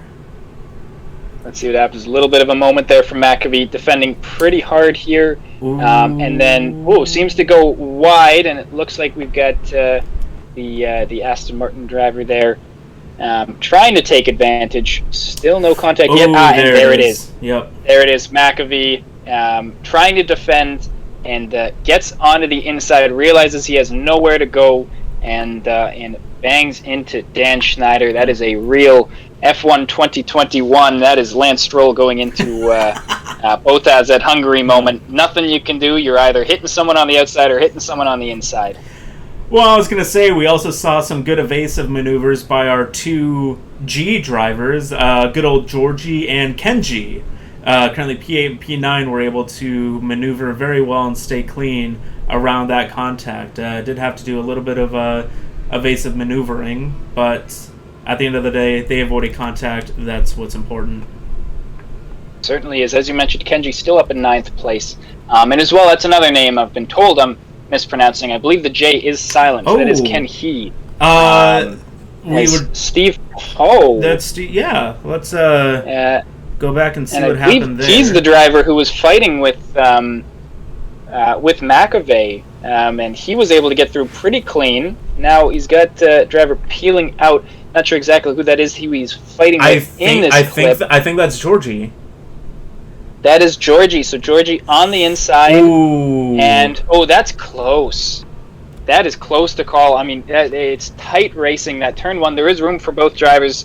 I'm not sure which of the two drivers may have turned in a little early or if it was on the inside a little late. So that's one that the stewards will have to take a look at. Mm-hmm. I would say for myself, too close to call in these, just full speed replays. So unfortunate for both drivers for now. Give both of them the benefit of the doubt, and we'll leave it to the stewards to figure out what exactly happened there. Yeah. I mean, I think that's just Georgie. He might still be listening to us and our expectations for how much he needs to make up if he wants to finish negative 40th or negative 50th in this race. Because just a couple laps ago when we were talking about him, he was P10. He's made his way up through one way or another up to P7. Well, that is a fantastic position to be in for Esteban. So, 7th place already with lots to gain. It's certainly a position he'll be happy with if he is listening. Yeah. Georgie Esteban, great stuff from you. Yeah. Keep it up. This is Leo. Oh no, I was on with the wrong driver. We see Leo go around. I believe that might have been Jeremy Goringer, who had a moment. I can't remember what corner that was, but towards the beginning of Sector 2. So I think he has now got Leo has now got himself up to P19 with that. But a driver. I believe that was turn 9 in Campsa. Yes, I believe you are right. But Brenham still revisiting our battle up front, still trying to find his way around Carl Nordell. I wonder if Brenham is just trying to take it easy a little bit. He may be satisfied with Nordell's pace, just trying to keep his tires alive. Might wait for Carl to push. Ooh, got right up on that back Getting bumper real there. close. Getting cozy. Yeah, might just be pressuring Carl to push that a little bit harder. Need to pit earlier. We see McAvey. He was under a yellow flag. Let's see what happened to him. Nope. Driver that was previously up in P4, 5, 6, somewhere around there, right up towards the top of the field. Let's see. This is caught Ruffo before this turn. Nope, it looks safe there. Nothing too crazy yet as he's coming in hard. Goes a little wide, and there it is on the 7-8 complex. Just a little bit of a scare. Nothing too bad. But certainly not something you ever want. Again, with tire wear being so strong here, any kind of spin, anytime your wheels are moving laterally like that, you're going to be wearing off a lot more tread than you would be normally. And it's an hour 45 race, so these drivers presumably are going to be going one stop anyways. So it might not add a stop, but it is going to add a lot of pain and suffering to the remainder of his stint. I was also going to say, related to pain and suffering, he is in the pits now. We can take a look at him. Just came to a stop in his box. So I would assume I was also going to comment, the rear end of that car looked very unstable. I thought he had damage, but I was also going to say he's in. I don't think the pit window has yet opened. Oh no! Because I was talking. Now, go ahead. So I was just gonna ask. What do you know what that pit window would be? So I was just pulling up SGP. Let me go to the event configuration, because I was going to say if it's still at a 60-minute pit window, then it would need to be 22 and a half minutes into this race before that opened up. Pit window length in seconds is still at 3,600, so that is 60 minutes. So I believe he came in before that pit window opened, because we started with an hour 45, or at an hour 23. That should only be opening up in about 20 or 30 seconds, if my math is correct. That and hearing that number is really, really sad to hear. We'll see if you're right in the next 20-30 seconds. It could just be if McAvey, I believe he qualified 5th, really fast driver on this track today. Maybe he thought that a two-stop strategy, getting rid of that damage, and just putting down the pedal to the metal for as long as he can, saying screw it to the tire wear, I don't care. It's not the worst strategy in the world. If the damage was slowing him down, if the tires were slowing him down, a chance to get up to full speed and just make his way through these drivers, it could work out for him. So we'll see whether that was if that was a purposeful choice to go before the pit window. An hour 24, the Ferrari, it has a lot of options in terms of engine or engine maps. You can go down to map 3, you can try to go an hour 25 on one tank of gas. It's gonna be difficult. So hard to say if that damage was bad enough that that he wasn't feeling comfy driving. May have just said, "Screw it! I'll lose some time here. At least I'll maybe enjoy myself and be able to get up to a pace I like." Yep. I will say, just 30 seconds ago, I got the audio cue that the pit window opened up. So yeah, McAvey definitely came in before that window opened. But looking at his pit time, he was only stationary for 32.6 seconds, which is just about you would see with a fuel and tire stop. I don't think he fixed any damage. So maybe he just got his pressures completely wrong. Wasn't anticipating the 6 a.m. start time, something like that. But yeah, I mean, the car didn't look good. He came in very, very early. He might have just been unhappy with pressures and how the balance of the car was. It certainly could be weak. I mean, it's tough to say. It is a 25-second minimum, so that's enough time to fuel up and fix damage. No reason not to take. We have to anticipate if he went over 30 seconds, it would have been for damage. So, or it would have been with a tire change, I should say. Mm-hmm. So, yeah, you might just be right. Unfortunate for McAvey, who put up some really good times in qualifying and practice. So, we'll have to just sort of keep an eye out there, see what happens. And for now, get back to the action we're seeing here with Nordell and Brenham.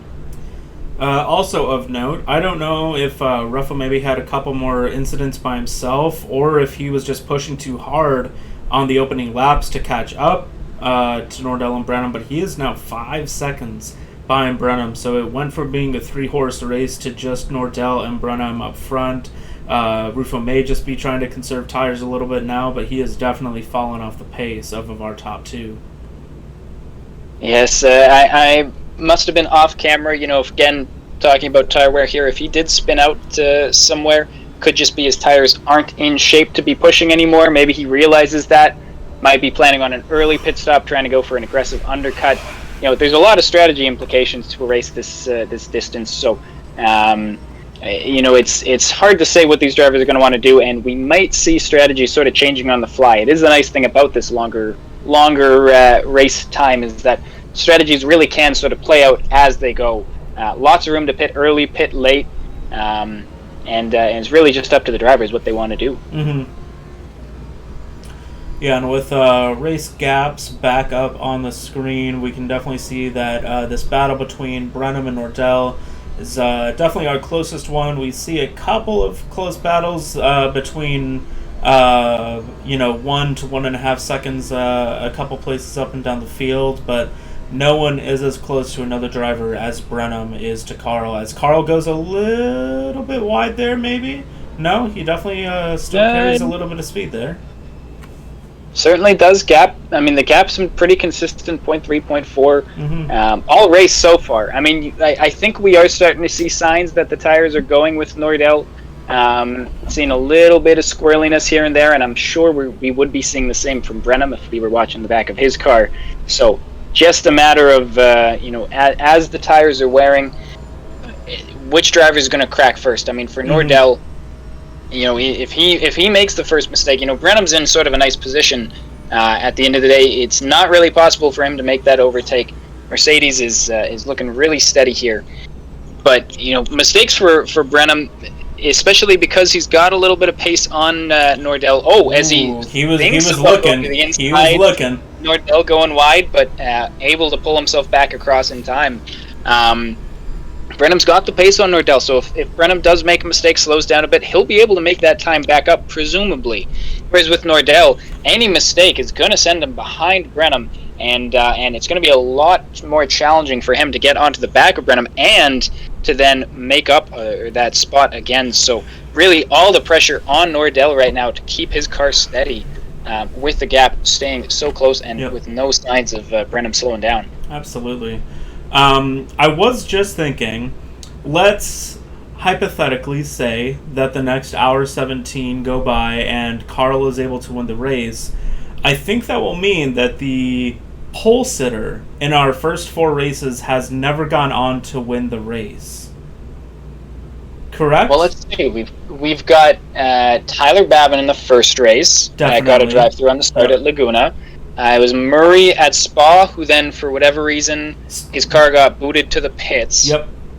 I believe it was Tyler Babin again in the third race. It was Is that either correct? it was At either Donington? Tyler or Murray. Yeah, I think I it was believe Tyler. it was Tyler, and then I can't remember what happened to him, but it was nothing good. He eventually quit. He, I think, got hit on the first. Oh, he ran into Sparks. I think it was David Sparks at the end of the first lap. Correct. Because it was at the final corner. They hit, and Tyler then fell down a couple places, and then Tyler eventually spun out a little bit, and he eventually quit in the middle of the race. He did not finish.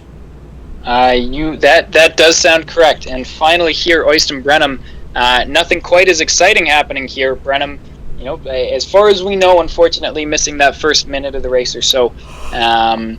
Brenham starting on the pole. He's in second place right now, but Nordell just able to sneak in front of him, and it's certainly the closest a pole sitter has been to winning a race. And again, a lot of pressure on Nordell to get this right. It's a difficult spot. I do not envy him. And with still an hour to go, we're just coming down to an hour 15, our typical race time. And we'll see if he's able to keep it together. I mean, it looks like Brenham's got a good release here out of Campsa, but he's going to absolutely overshoot there. Yeah. He tries to go for a move, and Nordell says, "You know what? You do whatever you want. I'm going to keep my position, and if you want to go have some fun over on the green AstroTurf, then you do that." Yeah, definitely not the kind of consistency we typically see from Brenham, but at the same time, I feel like we've never seen Brenham in this much of a position where he's had to fight and make moves. He, honestly, I feel like has been handed a couple of these last few race wins by mistakes from those ahead of him.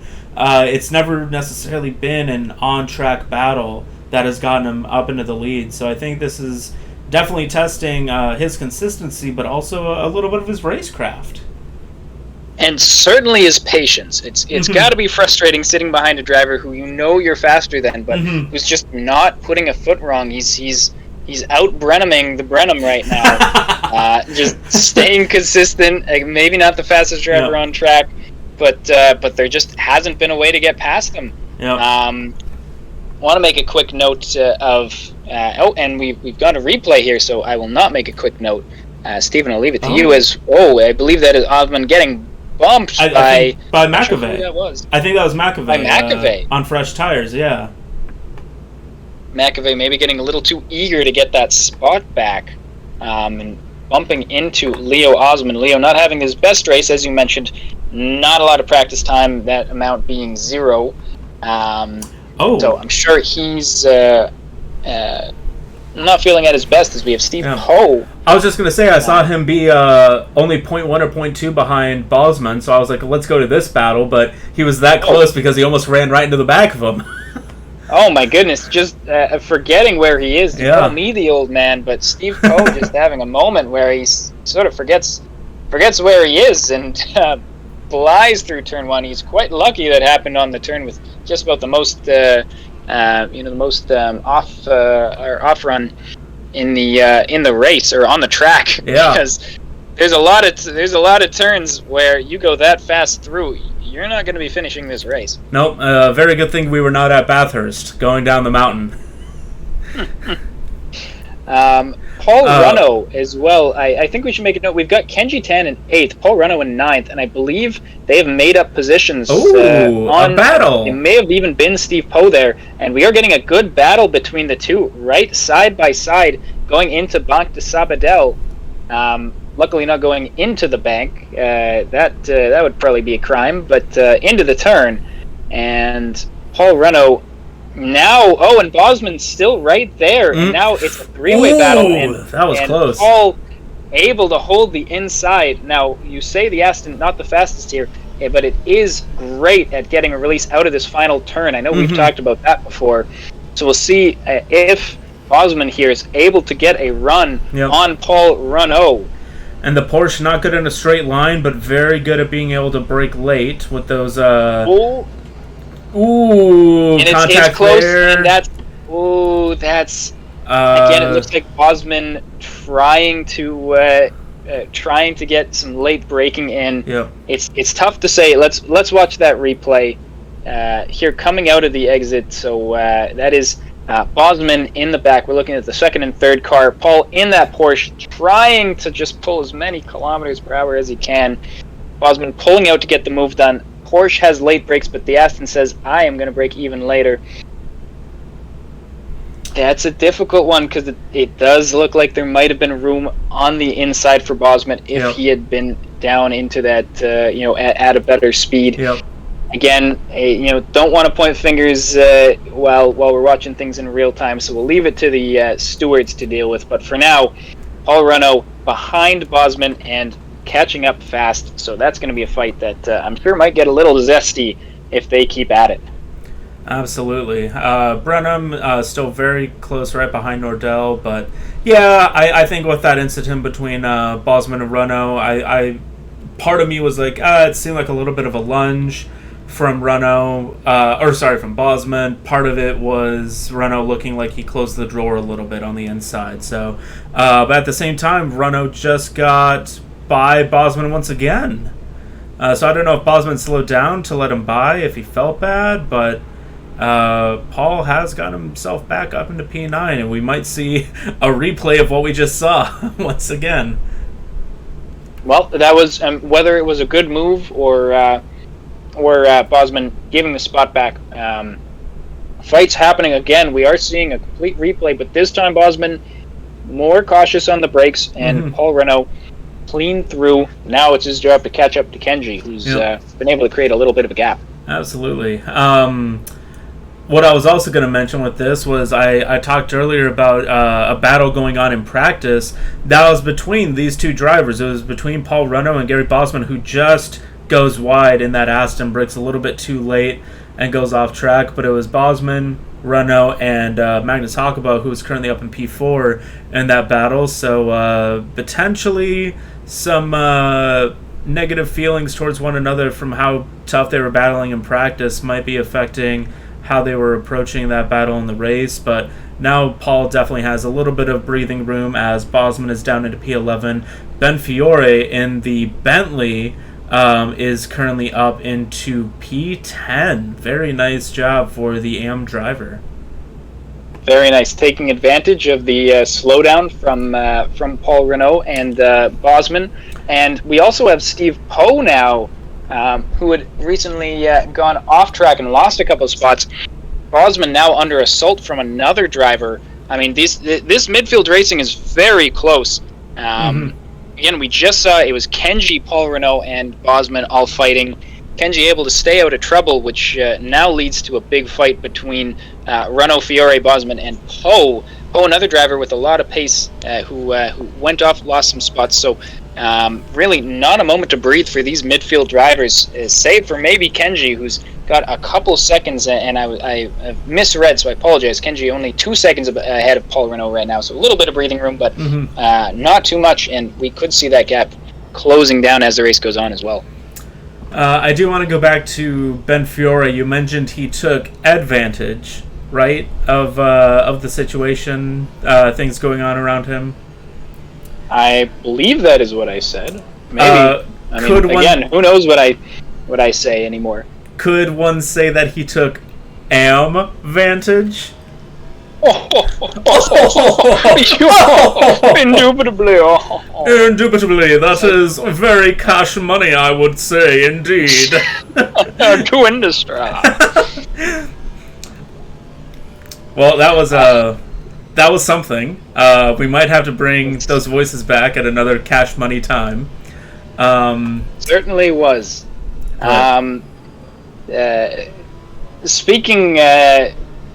Speaking of nothing that compares to that, speaking of Jesus, What do you think of segways, Stephen? Very nice vehicle. And speaking of I was segways, going to say Jorge they're very Esteban. nice. Is that a good save? Thank you. Georgie, Jorge Esteban, who good was old Georgie. surging up. Georgie, sorry. No, actually, I need to set up a pun later on. Jorge Esteban was cruising to the front of the grid. We were thinking started in 20th, up to 7th place. We were expecting him to be jumping into the race at the front. But he has now stalled out a little bit, consistently about 2 to 2.5 seconds behind Richard Laird. Tires we can assume are starting to go, and we've got a 2-horse race at the front. We were expecting it with Jorge catching up. We were expecting a 3-horse race, but it hasn't materialized yet. That was terrible. Never do that be again. Here every week, every 2 weeks, because we don't have a race next week. I mean, we could start streaming, and you could just listen to me ramble if the viewers want that. So I was also going to bring up, in order to make our channel eligible for making some of that cash money, there are some certain requirements we have to fill. So we're almost at the benchmark for having 50 followers. I think we're maybe up to 46 at this point, but we also have to stream a certain number of days every month, as well as for a certain number of hours. And then I think we also need a certain number of average viewers at any given time. So if we do want to stream just to hear your voice and your puns, I think that'll help us in the long run be able to monetize this platform and start making some money for Bez Racing. Well, the only reason I stream the Bez Racing season 3, Bez Racing Team Season 3, is to make that sweet moolah. I'm only in it for that Bez Racing Team money. I have absolutely, I couldn't care less about the actual racing. I'm more of a tennis guy myself. So, not a lot of money in tennis, of course. All the money's in amateur sim racing commentary. So you got to do what you got to do. Money's tight. There's a recession coming. And that's how we're going to fund our 24 hours of Lemons ride, right? Oh, yes. Yes, we certainly are. We're going to fund that baby by me sitting in a chair, telling you all stories. And wonderful. We will need some viewers there, so if you want to tune in every Sunday from 12 p.m. to 12 a.m., I will be sitting in a chair on the stream, telling you stories about everything, anything you want about this race, about this instant replay too. I'll talk about this for 12 hours. Very nice left-right there. I believe this is Brenham we're watching. Yep. Not a replay, of course. That was a replay before, actually. On the Helicam, it looked like he had done a little bit of a drift going into one of those final corners. I thought getting an onboard of that would be cool, but it just looked normal as anything for Oystein from the onboard. So. I was gonna say you'd be hard pressed to get an exciting Oystein Brenham on board. I mean, he's just he's solid. I know Oystein. You gotta get a little spicier if you want more camera time. I say that as we've been on, we've had the camera on him basically the entire race, but no way we're gonna be getting that sweet Twitch affiliation money with Oystein Brenham driving these clean races all day, every day. Yeah. Going back to Paul and Kenji, the gap you mentioned earlier. Oh, we see Paul completely break way too late, trying to get let's go back on that.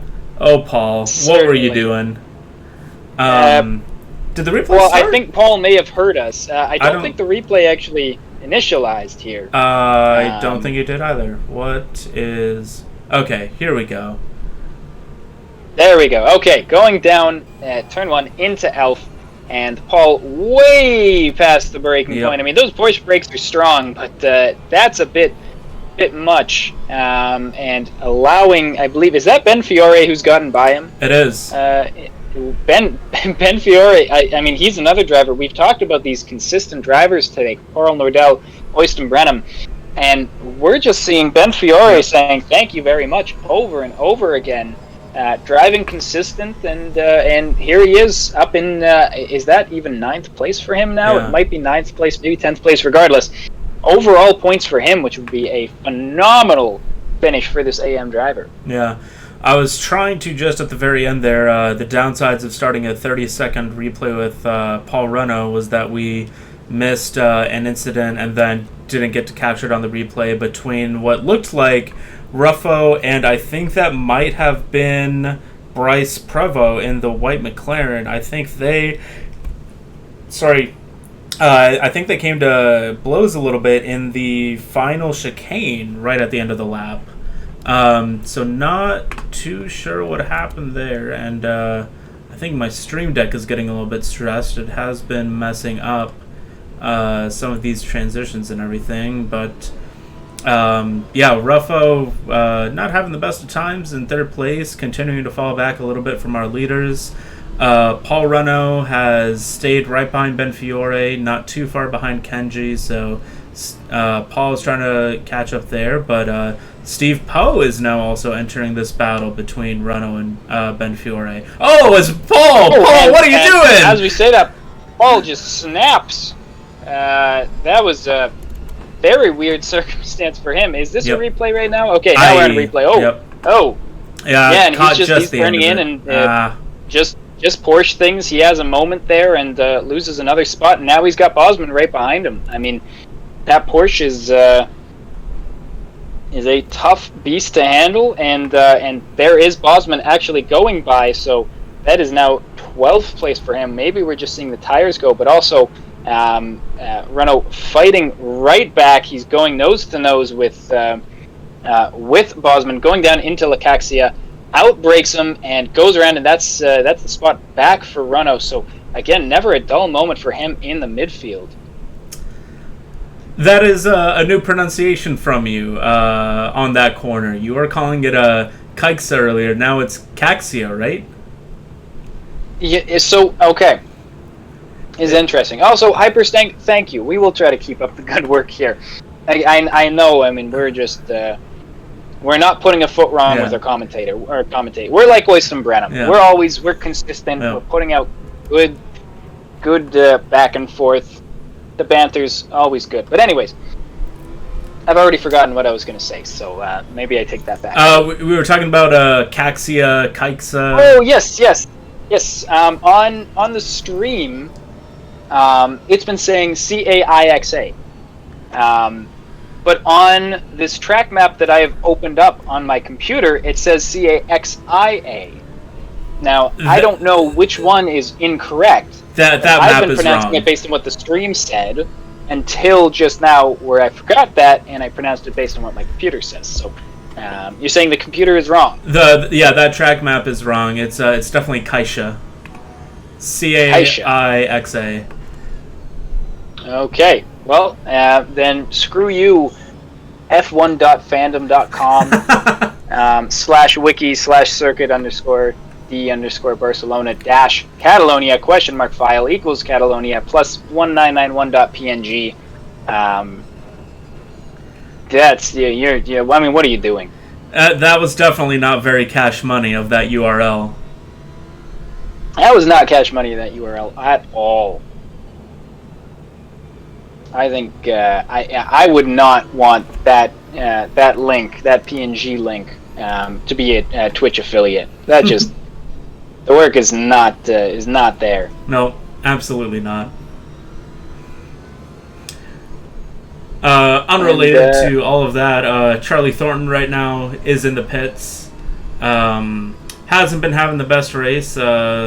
I'm not sure exactly where he qualified, but he is currently in second to last place with that pit stop going on. We also see Kieran Macy into the pits. So it looks to be about, now that we are just about 47 minutes into this race, drivers are coming in and they are probably just pitting now that their fuel window would last them for about these final 57, 58, 59 minutes just about.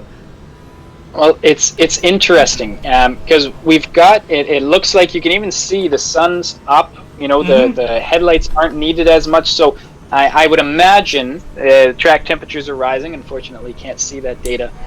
So we're probably seeing A, these tires are starting to really go, and B, they're probably starting to get a little cold here. A little hot. As we have a little bit of a moment from Carl Nordell, which allows Brenham. He's trying to get beside him. He's right behind him. And he's trying to go a little wide there. The Mercedes is really pulling forward and not allowing Brenham to get through. Brenham then trying maybe a little bit of a switchback, but you can see he had to make an adjustment on his wheel there on the left side. Maybe turned in a little too hard. So once more, Nordell makes a little mistake, but is able to make up for it very quickly. This has been going on for the entire race so far. I mean, really good stuff from both drivers. We're not seeing mistakes other than these small corrections in either direction. But going back to the pit strategy that you mentioned, the temperatures are going up. I'm sure tires are starting to get hot. Drivers, as you mentioned, do have enough time now with 56 minutes left. You can go on a full tank that full 56 minutes. Really the problem I'm seeing, and it's one that these drivers are going to have to juggle.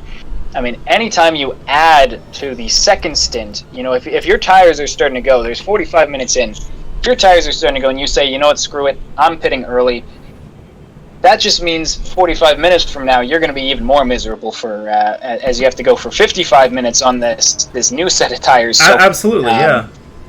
It's going to be interesting to see if these drivers, these drivers who give in, who bite the apple, who decide, you know what, I'm going to pit a little bit early, not dealing with these tires anymore. We'll see if they regret that come the end of the race. I did try and show on the screen for a little bit the temperature. I'm not sure if it's increased, but we're currently sitting at 12 degrees ambient as well as 12 degrees track temperature. So the sun is coming out a little bit, but we haven't seen any really meaningful track temperature increases, I would say. It is still very cold relative to the kind of temperatures that we typically see. I would say, again, I can't remember exactly what the temperature was in qualifying, but my guess would be it was like mid-20s, maybe even low 30s at 4 p.m. when qualifying was taking place. So definitely quite a bit colder on track right now, but certainly over the next 54 minutes we should see that going up by at least a few degrees. Certainly will be. It can get quite hot on this track, but a long ways to go. It's 7 o'clock about in the morning, in game time, of course. So by the end it'll be 7:45. Sun's gonna potentially be coming out, and it'll be very interesting to see what happens to the tires near the back of this race. It's you can only pit so late into it. Eventually, you're going to have to get in the pits with at least I think it's about 25 minutes left. If I'm not mistaken, it'll be around there. I'm not going to do the math. 22 and a half is when the window will close. 22 and a half. Yep. Okay. 22 and a half minutes, that's still quite a bit of time on a track with heavy tire wear. So if anyone is able to make it that long, they're still probably only going to be able to get their tires so right. Every driver's going to be struggling to keep their tires in those optimal ranges. Yeah. Well, I mean, I don't think you can even go that far based on fuel. I mean, I think maybe the only car that could do it is the Bentley. I know that's a really good car that's good on fuel. Or if you were running maybe like a rain engine map all race, you might be able to save that fuel. But typically you won't see many cars able to do more than an hour and 5, maybe like an hour 7, hour 8 minute stint at their maximum. It's certainly, it would be ambitious for just about any car in the game. Even the Bentley would have a difficult time, I would imagine. Yes. So yeah, gonna be tough to go that long. And eventually these drivers are just gonna have to, it's based on the car. I'm not sure the BOP of every car in the game, of course, but I know there's some tracks where cars. I know the Porsche. It's got 120 liter capacity in its engine, but you drive it at Spa, it's only got 107. And And who knows what the BOPs are on these cars. Yep. Some people are going to be struggling. They're going to have to pit early. Some of them are going to get their full tank to deal with. So, yep. Really, just each driver is going to have to make their own choices, yep. And hopefully they'll make the right ones. Speaking of pits, we have quite a number of drivers in. We had Jorge Esteban in, Kenji is in, Richard Laird is in, Bryce Prevost Carl Nordell now going in. Carl Nordell now going in. That relinquishes Oystein Brenham. Prevost is pitting. Osman completed his stop. Kieran Macy was in.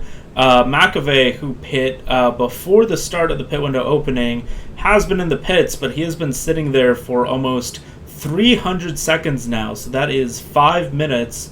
Not sure if he's going to be joining back on track. He might just be calling it a day.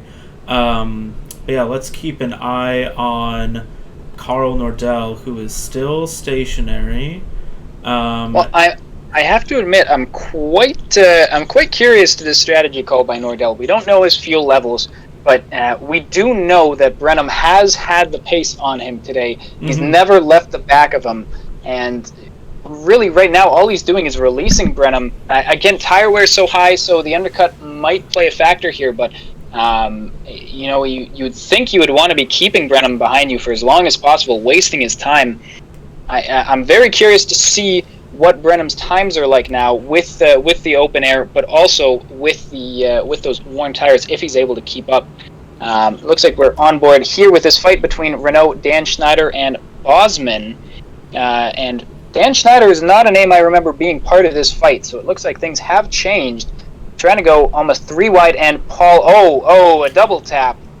Paul fighting tooth and nail with Bosman and Schneider, and gets a little bit too aggressive there. Bangs into the back of Dan Schneider, and then bangs into the side of him for good measure. So, unfortunately, when you're fighting that close for that long, things can go wrong, and it looks like they just did for Paul Renault. And I think Dan Schneider, I just saw his name go off the screen, so I think he quit. Unfortunate for Dan Schneider, he is out of the race. Paul Renault will most likely get penalized for that, and that's all you can do. And we're going to keep this race rolling here. Exactly. We'll leave that to the stewards. We also have Vlexa in chat. Not sure which driver this is. Vlexa gutted I can't race. Love Barcelona. Yeah, definitely a smaller grid than we're used to. And I think we mentioned that earlier on. With some drivers have been disqualified. It is true. There's been a lot of incidents this season. This race has been pretty clean. No big lap 1 incidents. We did have. I say that we did have 4 drivers or so going off. So lots of aggressive driving that we've seen, and as well lots of drivers who just unfortunately weren't able to make it. Yeah, it was a good amount of sign-outs, but at the same time a good amount of drivers that were here, and I think Dan was the first driver that has quit. So we started with 20, we're only down to 19. 2 weeks ago at Donington, I think we started with high 20s, low 30s, but I think we had maybe like 6 or 7 people quit out throughout the race, so only being down 1 driver, not too bad, I would say.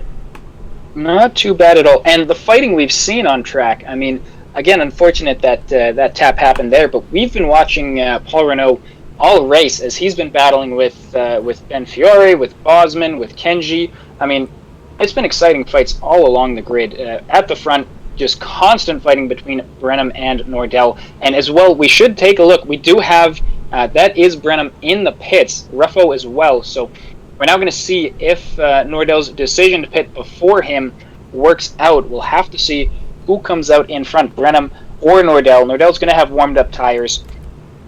Brenham will have had a little bit of time in open air. And Brenham now on the move. We do see, I think that is Carl Nordell in the background there. This is going to be really close. Nordell coming down that front straight. We're going to be seeing Brenham post. There's and Nordell Carl does come out in front. Wow. The decision did pay off.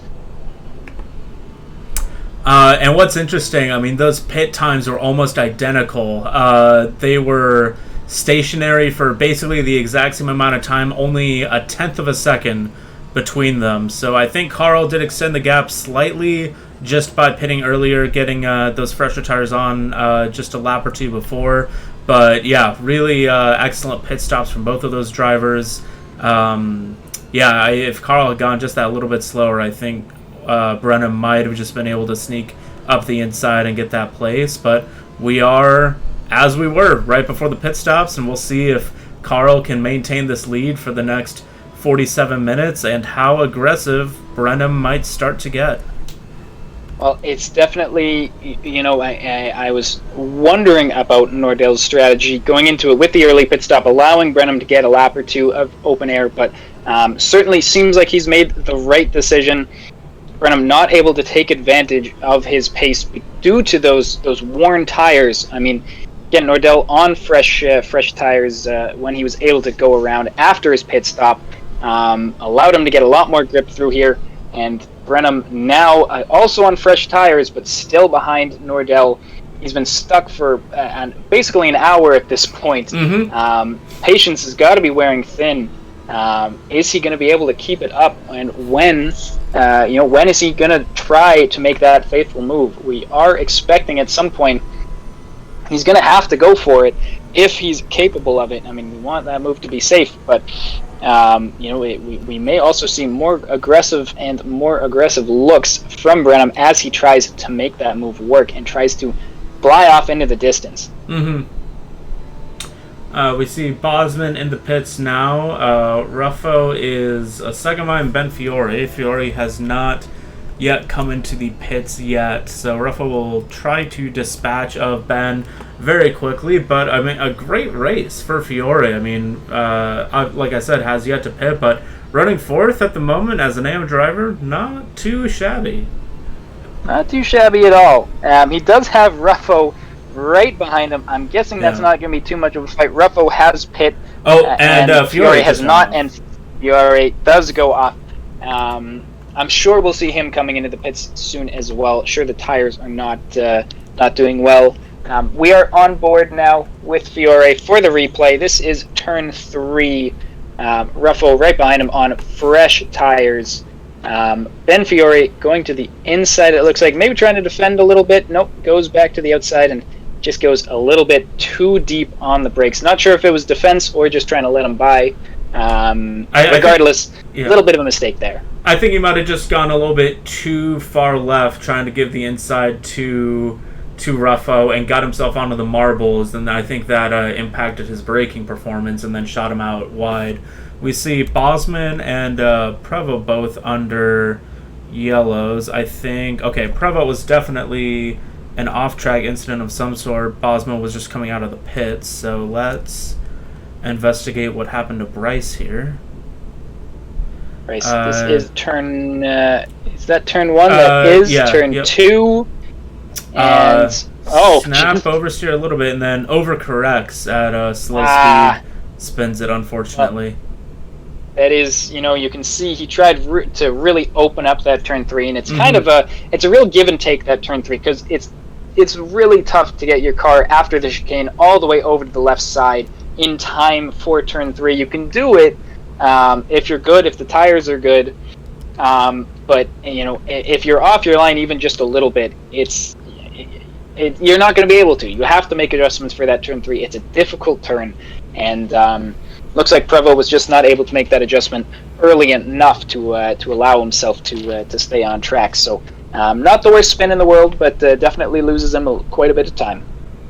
Absolutely. And again, going back right up to the front, Brenham still right behind. I mean, I think he's trying everything he can to get that little bit of extra speed to get past Carl, but again, going back to what we saw in qualifying, each of the top 3 guys had an individual purple sector. I think Carl was fastest maybe in sector 2. I think Brenham might have had sector 3, and then it was Ruffo, I think, was fastest in sector 1. So they each had their strength in each sector of this track. So I think Carl is just able to fly in at least one of these sectors and just keep Brenham behind. But Brenham, I think, might close. Be the closest he's been. This is really close. Yeah, Brenham, I mean, he's Carl just starting to get a little bit of speed. Carl going defensive and into the braking zone. They're side by side, but Nordell able to stay in front. Man, perfect just braking. Not putting a foot wrong. It's Yeah. been a masterclass from Nordell so far. And I think we should give a shout out to Brenham here, who has been right on the back of Nordell this entire race, but not one little tap between the two of them. They've both been driving very clean, very tight races. It's been super fun to watch. Absolutely, yeah, and I think we've definitely seen throughout this race a couple of incidents where somebody's been too close to the back bumper and missed their braking point, spun or hit somebody. But Brenham, I think he's gotten close, but has never really put Carl under any sort of pressure that he's going to be hit. You know, Brenham has been displaying some great racecraft, knowing that he has to brake that little bit earlier when following another car. So this is, just phenomenal racecraft between both of these drivers. Yep, certainly has been. It's interesting because way back, if you remember, during the second practice race at Paul Ricard, we made a note, and the Mercedes at that race was just being feasted on by the faster cars. It had no top speed through that back straight. And I remember having a conversation with Nordell, just a quick one in Discord, where he's mentioned that's it's not the way that the car normally drives, and I was quite skeptical of that. Just seeing the pace difference that we had between the Merc. I mean, the Porsche was fighting with the Mercedes for top speed on that track, but I think this race has certainly proven him to be correct. I mean, as the driver of the Mercedes, I'm sure he would understand the car better than I do, and we are seeing that on this back straight, or on the front straight, I should say, where you would expect the Lamborghini to be able to make work of that Mercedes. Mercedes is just getting a good exit and is really chugging along. So Brenham, it seems like a bit of a hardware issue here, where Brenham's Lamborghini is just not able to pull the way that he wants it to when he needs it to. Absolutely. Going to a different part, I wanted to check what was up with Hakuba. He was in the pits. He did his pit stop. It was showing him down on 11th, so I was just curious as to what happened there, but then it reset and put him back into 5th. So I was going to say he lost a lot of places, but no, I think 5th is where he should be, and then once Ben Fiore comes in for his pit stop, that should relinquish Hakuba back up into P4, where I think he's been all race. Pretty quiet for him. Ruffo is about 26 seconds up the road. Ivan about 29 seconds behind. So Hakuba just enjoying a nice quiet race. Quite a bit different from I was gonna say Paul Ricard when he and Vigard were battling the entire time, getting into each other a little bit. I'm sure Hakuba is nice, or is enjoying this clean air that he's in right now. Yes, it's funny. Oh, as we see, Oysten Brenham will hold that thought, because Brenham again going for it on the outside of turn 1. Carl Nordell once again just perfect on the brakes, cool and calm, and keeps himself in front of Oysten Brenham. It has just been really, really good stuff from him once again. We do have Brenham, though, on the outside of turn, I believe this is turn 4 now, but trying the switchback, but Nordell's gone a little wide, and Brenham is now beside him. He's got a bit of a run, but Nordell hard on the brakes and able to pull himself back over before Brenham's able to make the switchback. That was exciting stuff, and Nordell once again able to maintain first place in this race. I mean, it's it looks like multiple times here, it looks like Brenham's going to make it happen, and he just can't quite do it. He can't get over the line. Mm-hmm. Yeah, I think Carl got really lucky there. A couple of mistakes, but at a point in the track where sending Brenham to the outside, both of those corners were just places where it's almost impossible to make a move work around the outside unless you have completely new tires and the other guys on completely worn ones. It's just the inside is so dominant at both of those corners that Carl was messing up at, but he messes up again, goes off, allows Brenham, but again it pushes into the outside where the inside is again so dominant, so he keeps P1. I think if Carl can just, I mean, hopefully he doesn't keep making mistakes, but if he keeps making mistakes exactly where he has been, he's going to be able to keep Brenham behind him and push him to some unusual parts of the track where it's going to be very difficult to make a pass. But yeah, I mean, again, just great driving between these two guys. Ruffo having a quiet race. He's now almost 20 seconds back behind these guys. Unfortunately, that we can't have him in the battle, but at the same time, with how much Carl and Oystein have been fighting, their last laps were in the high 45s, low 46s. Ruffo did a 44.8, so if this battle keeps on going, and Ruffo, if he can keep the pace up, he might just be able to claw his way back into this one, but with 36 minutes left, I don't know if Ruffo has the time he needs to try and fight back for either a P2 or a P1. Well, it's interesting because we noted Ruffo had a bit of an incident early on, bit of a spin, and I'm not sure exactly when he pit, but I would imagine that spin may have had an effect on his tires. Nordell not getting as good of a release here as Brenham, but again, Brenham but he goes wide! To make a move. Although Nordell has gone wide, that is Brenham on the inside. This is where he wants to be for once. Is Nordell able to keep... Oh, and it's so tight! But that is Brenham going around the outside. That is a beautiful move. That is turn 12, and Brenham able to finally make it work. This is an hour 15 of patience and determination, and finally Nordell makes the critical mistake that allows Brenham by in a tight and long fight through Lekaixa, through turns 11 and finally turns 12, where Brenham makes it work.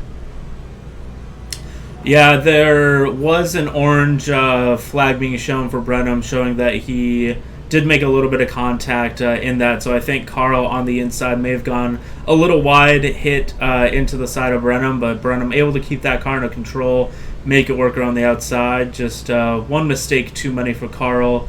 But, I mean, we know that Carl does have the speed. He's been able to hold Brenham at bay all day.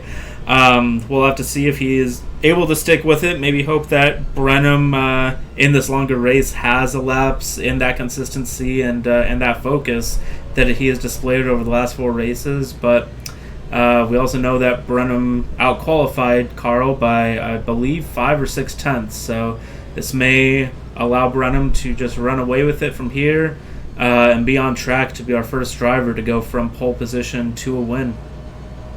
Well, it's it's not over yet, but this is Brenham's bread and butter, staying in the front and keeping his feet in the right spots.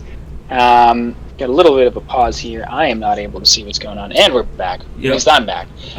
Charlie Thornton was in the wall. We're on a replay. Gets a little bit that is the grass wide on there. There you go. Coming back on track in the Audi. Avoiding Paul Renault there, staying in the grass, and then loses it. Coming back in. That you hate to see that. That sucks, because you could see. I mean, Thornton doing exactly what you're supposed to do. He was waiting for Paul. Yep.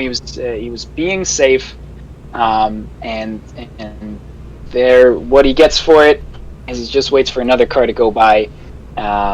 Unfortunately, a little too eager to get back on track once he can. I was seeing Ben Fiore under yellow conditions. I'm not sure what's happened with him. And that's Leo Osman now. Yep. That was just Ben coming out of the pits. But yeah, Leo did have an incident coming through Renault, the turn 3 there. But yeah, able to get his Honda going. Jeremy Goringer now is shown under yellow. So a couple guys towards the back of the field having a couple incidents here. Yeah, just going back to Charlie Thornton, I think it might have been better if instead of trying to floor it through the gravel and keep it on the gravel while Paul was going by, it might have been better for him to just go slower through there, wait for Paul to go by, but then just go right back onto the track instead of trying to kind of wade his way back onto the track, as I think with the speed he was carrying from the gravel and the change in grip that his left tires had, I think that just unsettled the car. I think it would have been better for him to just stick it in place for a little bit more, go slow, re-entering the track, and I think that would have kept him alive through there. it's certainly, the more time you spend in the grass and gravel, the more chances you have to spin out. It's not easy to be driving a car there. It feels, especially when in these cars, it feels slow. You feel like you're going slow, but the car is going at 100, 120 kilometers an hour. That's slow for these cars. Mm-hmm. So you think about any road car going 120 kilometers an hour through grass and gravel, you're not going to have a good time. And I mean, sure, these cars, they've got all of these aerodynamic pieces on them, but at the end of the day, that's not really going to help when you bounce over a piece of gravel. So like you said, best to be keeping it as slow as possible through those sections, getting back onto the asphalt where there's actual grip, where your car is able to shine. It's tough to do in a live situation, but it's certainly a lesson to be learned for next time. Absolutely. And we see right now Carl going a little bit wide there. He has been falling off the back of Brenham now that Brenham has gotten by him. Gap is now a little bit over 2 seconds. In the last 2 laps that Brenham has been free, he set the fastest lap of the race with a 44.1 and followed that up. This last lap was a 44.16. Meanwhile, Carl's last lap was a 44.89. So Carl definitely losing quite a bit of time here. Yeah, I think as long as Brenham can keep it clean, I think he has gotten this one wrapped up. I'm not totally convinced, and nobody can prove otherwise, that Brenham isn't just a robot. This is some sort of sim racing robot. I mean, he doesn't make any mistakes. I mean, Carl Nordell is one of the most consistent drivers in the league, I would say. Just doesn't put a foot wrong in any other. If it wasn't for Brenham, we wouldn't be questioning. We'd be saying he's cruising off to a victory. But Brenham just, he just doesn't make those mistakes. I mean, even less so.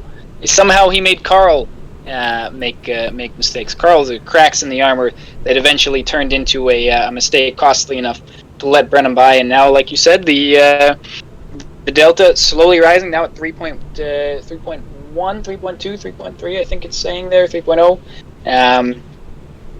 And there you go. That's just about it for it. Brenham, it's hard for, robots don't make mistakes. They follow their code, and it's going to be tough to see Brenham going off and making a mistake that allows Nordell back into the race, as Nordell and maybe, the stress of defending for so long definitely doesn't help the tires when you're having to take all these weird lines. And maybe he's now, realizing he's probably pushing, trying to keep up, and maybe now he's just realizing, I've got 17 seconds back to P3. Let's get the car home in one piece. I mean, it's 14 and a half now. He made a mistake going through Sector 1, beginning of Sector 2, so if he keeps losing time to Brenham, he might just let Ruffo catch back up. But I also want to note that with 29 minutes left, we have passed the point where our races typically finish. So from here on out, this is essentially extra time that our drivers haven't had to contend with this season. So we might see a couple more mistakes on here, but like you said, with Brenham being a robot, I wonder if he is the vision that you have had of doing a task bot on ACC, using a tool-assisted speed run tool to kind of get like the perfect ACC race. That might be what Brenham is. He is just a tool-assisted speedrunner, absolutely knocking in laps. Probably has some AI in him that can cope with any battles or stuff that he has to do. But yeah, he is just beyond consistent. His consistency rating on ACC must be 200 when the maximum is 99. Must be off the charts. And what's even scarier is now we finally see his qualifying module. He's sorted out the bugs there, got pole position, whereas, as you mentioned before, he was near the front, but wasn't quite able to push as hard as he wanted to. So now that he's got that sorted out, bugs in the system are gone. I mean, especially without our sort of premier qualifying guys, we'll say, without Murray, without Tyler Babin here, who's going to fight him? I mean, again, and we say that again. Carl Nordell held him off for long enough that if this was a normal race, who knows? maybe he would have been able to hold it off for the entire time. It's hard to say with these long times. Strategy comes into play. You don't know if Carl might have, with only 5 minutes left on the clock rather than 35, maybe he would have had a burst of motivation, a burst of determination, and been able to hold it off. But in the longer race, a lot more can happen. I've been meaning to mention for a while now. We have a mention from I believe this is McAvee. He was the number 15 driver who qualified 5th. And unfortunately is out of this race. Didn't have the best time, and he's, as mentioned, one of 2 drivers who was dropped out, the other being Dan Schneider. So we are down to 18, but only 2 drivers out in an endurance race. Not too bad so far, especially with a light grid at the start. It's nice to see that most of our drivers are staying and are competing. Ben Fiore trying to take the inside here on Bosman, but not able to. Bosman braking right where he needs to. And again, the fights in the midfield continue. We also have Steve Poe, only 0.2 back from Jorge Esteban. They're now fighting. Looks like Jorge's got the inside here, going into this Sector 3 complex. But they're still side by side. I might be getting the spot wrong as well, because this is actually Sector 2, and that is Jorge, who has maintained his position. That was actually the 6, 7, 8 complex. They're now going through Campsa and onto the back straight, and both drivers just staying right on the back, or I should say, Steve Poe staying right on the back of Jorge right now. Yeah, very close there. Ben Fiore has lost a little bit of time to Gary Bosman there. Oystein Brenham, I will say, last lap, a 44.005, another fastest lap for him. A full second, slightly over a second faster than Carl on that last lap, who is now 8 seconds behind Brenham, so has completely fallen off the lead there.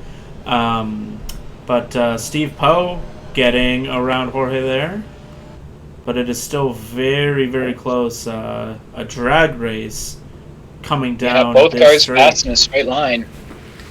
We'll have to see how late they're going to brake. Well, Steve braking a little bit later, has the outside, which turns into the inside, and that is a move done and dusted. Steve Poe, beautiful move. Jorge Esteban, if we extrapolate out over the last 4 corners, he's going to be in like minus 100th place by the end of this race, losing a spot there. Unfortunate after his brilliant start.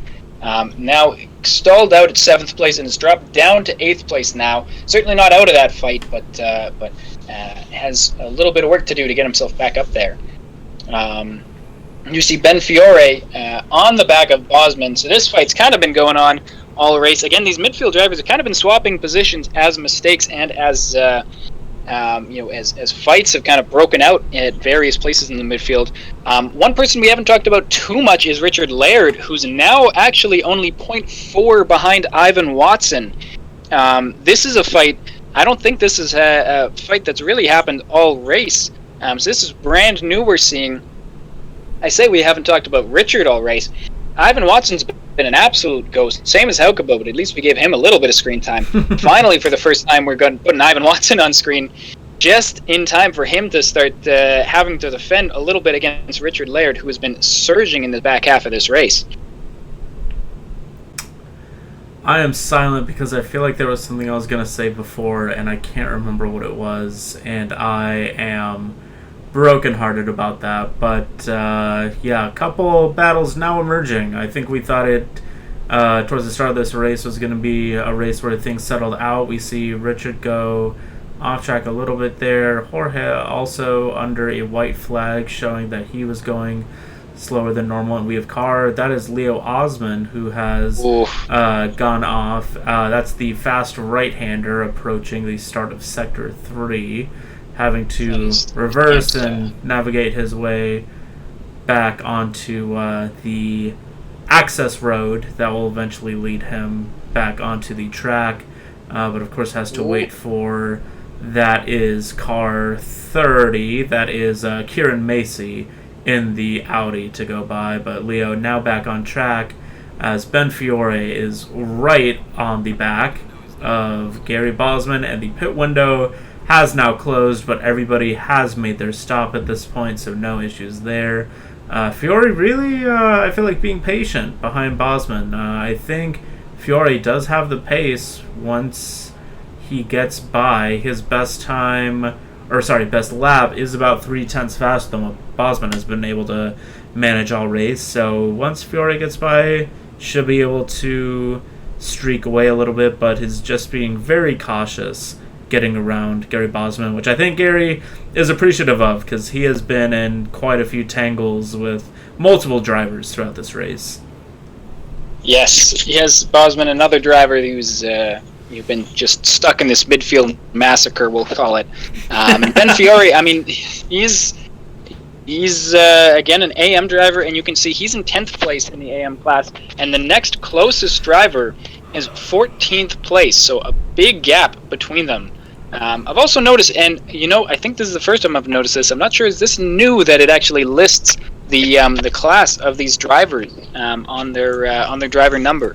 I believe that's something we haven't had up yet. Maybe that's new, maybe not. Maybe I'm just crazy. That's been there before. I think we usually just have turned that data point to something other than their car number. So I think usually just throughout the race we're not showing those car numbers, but I feel like it has been helpful this race to be able to know driver classes throughout and just keep that up.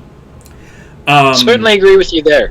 I remembered what I was going to say, going back to the timing tower. We had this issue at Donington where whoever's in P11, it messes up their gap. So it's showing that Paul Renault, who is right behind Ben Fiore, it's showing that he is 1,833 seconds behind Ben. Behind Ben. Even though that gap is more like maybe 5/10, 6/10, something like that. Yes, no, this is an issue we saw at Donington. No, Paul Renault is not 1,900 seconds back from Ben Fiore. Not that slow of a driver. He's right behind him, obviously, as we can see here with our eyes.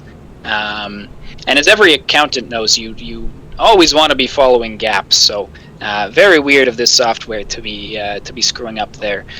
For anyone, I mean, we don't have enough viewers for anyone here to really get that joke. So that's fine. I chuckled a little bit, so maybe one person will blow some arrows for that one. But regardless, big three-way fight here for Bosman, Ben Fiore, and Paul Renault. Absolutely. If that 1,900-second gap were accurate, at let's call it a minute 45 per lap, that would put Paul 18 laps down, which I certainly don't think he is. So I think we can all agree that is wrong. Certainly yeah, could. This is definitely a close battle, closest battle we have on track. So we will keep an eye on it. A good three-way battle between Gary, Ben, and Paul. And of course, if Ben is able to get by Gary, that puts Paul and Bosman right next to each other once again. We see Goringer had an orange flag. I wonder if he might have gotten a tap from Steve Poe. No, Steve Poe goes around clean. Did he get a tap from Jorge? Slow down. He's going to get hit by Jorge. Yep. A little rear end moment there. While Jorge. Just a tiny little tap. Nothing too crazy. I'm sure the car's fine, but Jorge really wanting to get by and continuing his fight with Steve Poe, getting a little eager, and Jeremy getting a bit of a bump there in response. Yeah, not sure where Jorge thought Jeremy was gonna go. I mean, I think it was pretty clear that Jeremy was sticking to the outside. He was, just driving in a straight line, and Jorge floored it and went right into the back of him. So I don't know what kind of miscommunication happened there, but at least, that contact didn't send either of them into a spin. They were able to continue on, but yeah, just an interesting hit is what I will call that. Certainly was. I think at the end of the day, Jorge didn't really know where he wanted him to go. He just wanted him to go away, and he did do that at the end. As we see Paul R again trying to go for a deep break on turn 1 doesn't work out for him and pushes him behind. Pollard does seem to have the pace right now to be getting past, or at least to be fighting with these guys, but trying really aggressively to get a move done, and every time he does, it seems to just sort of fall flat a little bit, and it pushes him even farther down. It's like Sisyphus trying to get that boulder up the hill, but maybe he's a bit too eager, and that ball rolls right on down. Absolutely, but at least it's a nice battle that we have on screen now that Brenham and Nordell are no longer fighting. We see Charlie Thornton under a yellow flag. And what a weird spot for a yellow flag on the That's a very main weird straight. spot. Let's take a look at what happened to Mr. Charlie coming through the final hairpin, the rack hairpin. You can see their black letters on the yellow background just before there. Coming onto the main straight, does he... Whoa!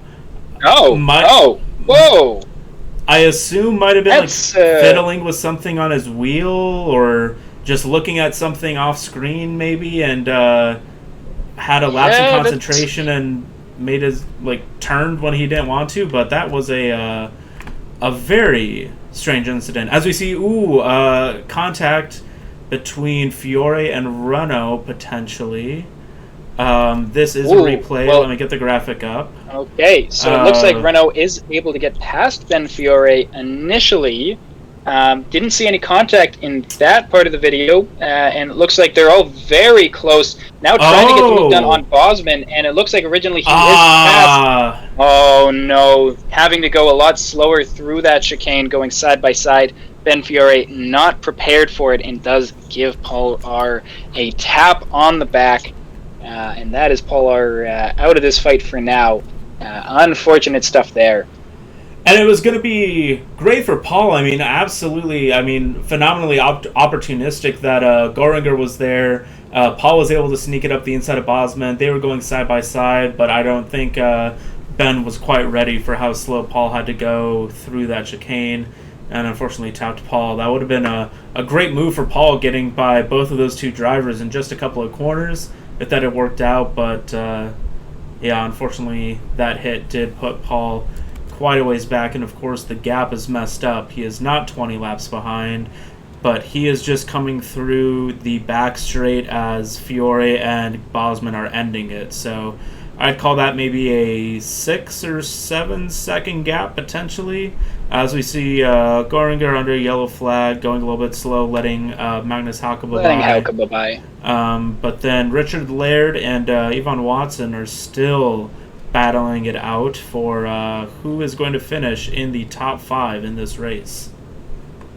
Yes, and one more time, definitely unfortunate for Paul, as that was a fight for 9th place, which would be overall points. Always fun to get those. But yes, here we've got Richard Laird and Ivan Watson once again. Richard had fallen back a little bit from Ivan after being basically in this position about maybe 10 minutes ago, and that is a good release for Richard here onto the back straight. He's certainly going to try to make a move around the outside here.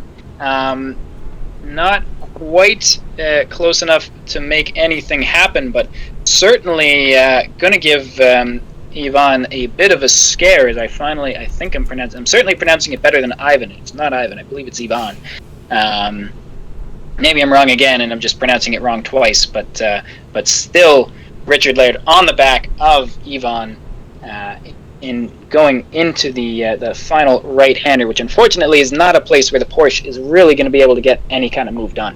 No, we saw Kenji in the background there, and the pastel salmon color, I would say, Mercedes. And it looks like he was going to go straight into the wall, but then I think Netcode eventually righted him, and he was going the right way. But last laps for Richard and Ivan separated only by about 500, so they are very, very close together. Richard finding the majority of his time in Sector 2, which makes sense because that's where, starting now after that bridge, we get into a lot of these slower corners that the Porsche is going to excel at, getting the quick acceleration, the late braking of the Porsche.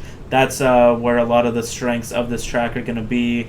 And then, of course, he gets close, in Sector 2, but then has to slow down as he catches up to Ivan through Sector 3. So that's where we see him lose about a quarter of a second on the last lap. But yeah, overall, might be making a couple more mistakes.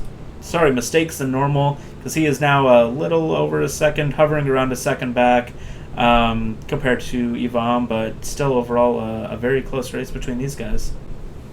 Certainly is, and this is a long race. Like, once again, we are an hour and a half into a 1 hour 45-minute race, so definitely might be seeing some signs of fatigue. Tire wear is going to be a factor here, where it isn't normally as much of a factor in our usual 1 hour 15-minute races. So drivers dealing with that fatigue, dealing with those rough tires, and it's certainly I'm glad that we've got some fights going on across the grid. Really, I don't think there's been a moment in this race where we haven't had at least one fight to focus on. So even on this smaller grid than what we normally see. I mean, right now we've got Bosman fighting with Ben Fiore, Renault catching up. Fiore, and as you mentioned, Ben Fiore with a bad release there. Bosman has the speed on the outside. They're going side by side here, and Ben Fiore able to comfortably keep in front through La Caixa. Now they're going through Sector 3, and we're going to have to see once again. It looks like Bosman getting a bit of a bad release. Maybe I have completely missed something. That is a different driver altogether. Ben Fiore in front of Bosman now. That's Rufo who was lapping them. As Rufo. So maybe Ben Fiore able to take advantage of the blue flag and able to get by Bosman while Rufo is in the mix. Yeah, I came onto this battle because I couldn't remember when Ben got by Gary, because even when there was that incident with Paul a couple laps ago, I think Ben was still behind Gary after all was said and done. So I think Ben found his way past, but Bosman has not been letting up. He has still remained within that 1 second window. Richard Laird will go back to his battle with Ivan, has also fallen back a little bit, so not able to keep right on the back of Ivan's Mercedes. But 10 minutes left in this race. They may start pushing a little bit harder. We'll have to see what's going to happen in these battles. Certainly will. There's been a bit of an ebb and flow in this fight between Richard and Ivan, where we've seen this already once before. Richard getting within 2-3 tenths, really starting to pressure Ivan, falls back, and now in this open air seems to have a bit of pace on Ivan, is catching back up. So this is the third time we've seen it, if or maybe when Richard does catch back up, he'll have to get another shot at this move into the top 5. We talked about Brenham being a robot, and we've seen now Nordell drop back to 16 seconds now between Brenham and Nordell. And Nordell's pace, certainly not bad. He's putting up 45 flats on worn tires, and his gap to Ruffo has grown as well. So it's not like either driver has been putting down particularly poor times. I think Ruffo's dropped back a little bit. Now only 4.4 seconds to Haukeba, which isn't a fight we've seen at all today. So maybe with 8 minutes left, we'll get a little bit of magic up there for third place from Haukeba. We'll have to see what happens there. Probably will turn into nothing, but with some mistakes, who knows? But Brenham, again, he's now that he's in open air, he's doing what he does best. He's flying. Absolutely, yeah. He's been consistently putting in low 44s, just absolutely managing the gap up front. Great driving from him. You mentioned Magnus. He has been really coming up. I can't remember what the gap was before, but he has been putting up some really good times compared to Ruffo. We can do a comparison of their last laps. About 0.6 faster compared to Ruffo that last lap. So he is really closed in and might be fighting for podium position. 7.5 minutes left. We'll have to see what Magnus will be able to do. Richard has gotten a little bit closer to Ivan once again. That gap is less than a second. But then looking a little bit further back, Gary Bosman has fallen just a little bit back, now 1.3 seconds behind Ben Fiore. As long as Ben can keep it clean, I think that's going to be a P9 overall for the AM driver, but of course we'll just get the maximum 25 points. Ooh. In the there was Paul showing That was flags. a bit of a drift for Paul R. I was about to say Paul R's had a lot of pace and a bit of bad luck, so we might see him get back in this fight. This is not going to help. He carries a bit too much speed through turn 13, and again not going into the wall. So certainly the only thing really hurting are his tires and his ego, but not going to help in his quest to get back in this fight against Bosman and Fiore. Not at all.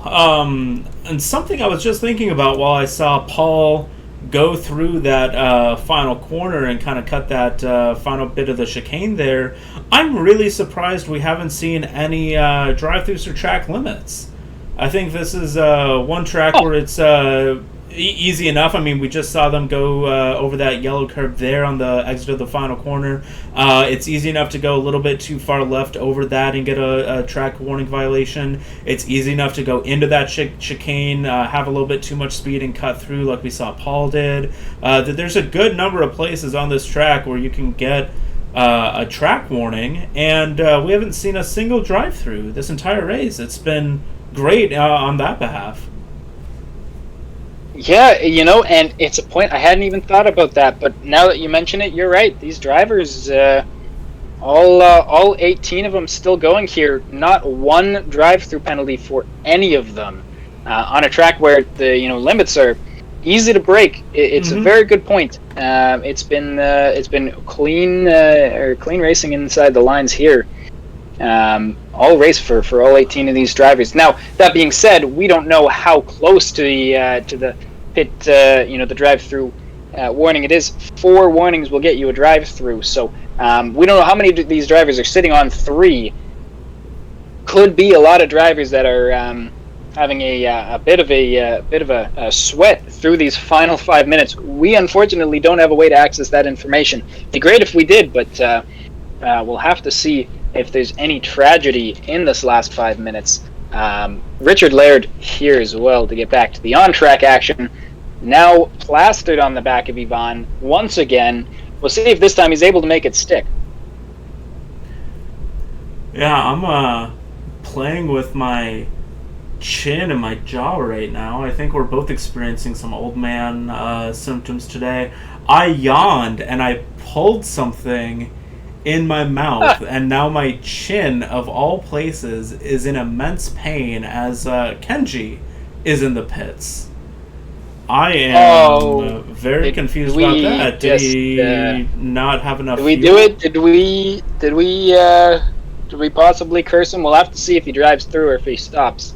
That's unfortunate. Yeah, look at us. These are the real dangers of commentating. People don't talk about this, but the potential damage to your back, to your jaw. It's not easy. Now Kenji, and I think we did maybe curse him a little bit. We see there he did not stop through his entire drive-through, and that is, I would imagine, unless maybe he just wanted to make this race a little more difficult for himself, that would have been a drive-through for track limits on Kenji Tan, our first victim, only 2 minutes after we mentioned how good these drivers have been staying inside the lines. So I'm not sure what position he was in when he went into the pits. I don't think he even lost a position. I think he lost one to Kieran Macy, but I think that was it. He did lose one, okay. But I will also add, so I forgot to see on the highlights it shows any penalties that have been cleared by drivers. So that was a drive-through penalty for Kenji. He did clear that. Earlier on in the race, though, on lap 31, Kenji did a stop and go, so I think he might have sped coming into the pit lane or did something at some point that gave him an automatic stop go 30, because we do not have live stewarding. So my guess would be speeding to the pits, he got a stop go 30. Leo Osman also on lap 39 cleared a drive-through himself. So I did lie. There have been 2 drive-throughs, most likely for track limits. It could have been a lesser violation that Leo got a drive-through for speeding in the pits. I think you get a drive-through for maybe like 1 to 5 kilometers an hour speeding. I think if you're around like 10, 15 or higher kilometers an hour speeding into the pit lane, I think then you get hit with a stop-go 30s. So yeah, all of that there. And then I will also say there was another stop and go for car 30. That was Kieran Macy, who just got by Kenji Tan. So we did lie. There have been a couple of penalties for track limits or otherwise in this race, but definitely not as many as I think we were expecting in an hour and 45-minute race. No, you're right, and that's on us for missing these penalties that have gone through. But certainly, yeah, it's not as many penalties as you might expect. And speaking of, what an unfortunate track for Kenji then, getting a stop-go 30 and a drive-through penalty in the same race, still in 13th place. But unfortunately for him, every driver but one behind him is is an AM driver. So all of the drivers in front, he's second to last in the silver class, including Macy, who passed him during his drive-through penalty just a couple laps ago. So unfortunate stuff for him. Again, not his best race, and I would say not his best season for Kenji. He's just not been able to keep up the way that the way that he's capable of, and the way that he probably wants to this year. Yep. I did just get the message that Brenham has started his last lap. Fortunately for Richard Laird, they are ahead of Brenham. They have not yet been lapped. So Richard gets to finish out this lap and then one additional lap to try and get around Yvonne. So he will be trying as much as he can in these closing parts of the race to get around and try and get in the P5, as we see Leo just ahead of these drivers go off. I don't know if he was looking in his rear view at where Yvonne was coming, but he went into the gravel, made it easy for those 2 drivers to get around. But yeah, coming to the end, I think this is going to be the closest battle we will keep our eyes on, as Oystein Brenham is just cruising to his 4th victory on the trot. And that is 4 of 4 for Oystein Brenham, barring an absolute tragedy at the end.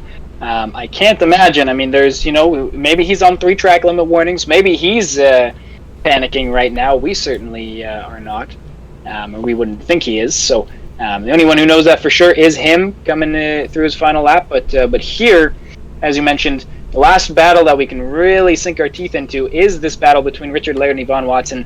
And that didn't look like the best release for Yvonne, and a much better one for Richard. Now, as usual, the Porsche, not the best car in a straight line, which is where most other cars, I think, would be able to at least compete for an overtake here. Richard, I mean, he's looking to the outside, but I think it's more of a scare tactic. He's going to have to get the move done in the corner as they enter the final lap of their race. I imagine we've got Brenham probably crossing the line sooner rather than later. He is already crossed. He is won. He is officially crossed. That is, as you mentioned, 4 out of 4 race wins for Brenham. Another fantastic victory for him. This is the first time a pole sitter has won the race after an incredible fight with Carl Nordell. Big shout out to Carl for defending against Brenham for over an hour before finally mistakes sort of ended that, and Brenham, after a large sort of sector-wide fight, able to get past Nordell. And finally then in P3 as Richard's digging his nose in. Yvonne notices it, leaves the room, but cool as a cucumber does stay in front. So Richard trying his hardest to get something done, but just the space isn't available to him, and Yvonne is not falling or cracking under the pressure yet. We'll save a run through of the positions for after this, because This fight is really, really close.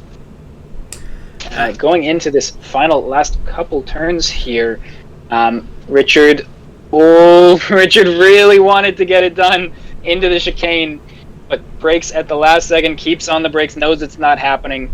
And again, maybe in another car he would have been able to get the move done. One of the problems in the Porsche, but I think he'll be very happy with a P6. Great finish for him, and a P5 for Yvonne Watson. So great race for our top 5. Ruffo, Haukeba, Watson, the 3rd to 5th positions, and a really fun race overall. This has been great stuff. Steven, how do you feel about what we just watched for the last hour 45? I think that was great. I think all the drivers did a wonderful job navigating this slightly longer endurance race. Richard in the chat saying, lovely Yvonne, just lovely, well done. That was, a beautiful job by Richard attacking and Yvonne defending. But I think obviously props to Oystein Brenham. 60 laps. I think one mistake when he was trying to attack Carl going into La Caixa, but definitely not race ending by any means. So great for him. Great job. Phenomenal pace leading from pole to the win. Great move that he had on Carl. Carl, I know we were missing a couple of pros today, but Carl just seems to keep finding himself up in these podium positions. He has just been collecting points, race in and race out. Ruffo fighting really early on in the beginning, falling back a little bit as the race went on, but another great drive for him. Magnus, phenomenal job. I think he was 4th or 5th also in Donington, so he has really been coming into his own, really starting to understand that Audi a little bit more. We already talked about Yvonne and Richard, great battles there. Overall, I think, we didn't see maybe as many battles as we would have seen with, a more full grid with all the signouts that we had. But still, like you were saying earlier, I don't think there was a single time throughout this race where we didn't have at least one battle going on, where there wasn't at least one group of cars that was not within a second or a second and a half of each other. So just great racing throughout. Of course, we did see a few incidents that the stewards are going to have to take care of, but overall, that was a great race at Barcelona. Really fun to watch. And as the chat is mentioning, certainly a big shout out to Ben Fiore, winner of the AM class and up in 8th place. So if we're seeing the board here, that is 8th place for Ben Fiore, and the second AM driver is Kurt Peters back in 14th place. So big gap there. Ben Fiore really must have come into this race prepared. You could see he was ready to fight with those silver drivers. Put in a great performance, and certainly one he'll be very happy with. Richard, Richard in the chat now, and don't worry, we've been watching your fight with Yvonne for all of the second half of this race. It was a treat to watch, and certainly I'm hoping our viewers had a good time watching it as well.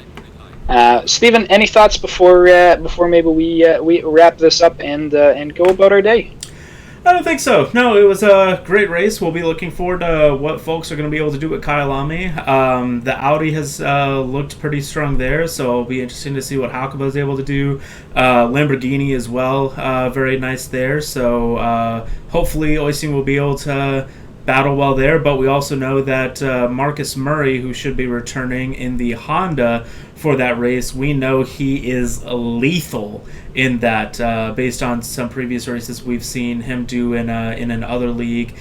So he is able to get in some 1 minute 40s at that track, where most guys can be lucky to even get into kind of like the mid-dive 41s. So if he can maintain the pace that he's shown before, I think he's definitely going to be a contender for the win next time around. But of course, we've seen him make a couple of mistakes here and there. So if he can just get the consistency that Brenham has, if he can keep it on track, which he did last race at New World at Kyalami. He and Volkan Bakirdan, another very, very fast driver, had a great battle all race, very clean between the two of them.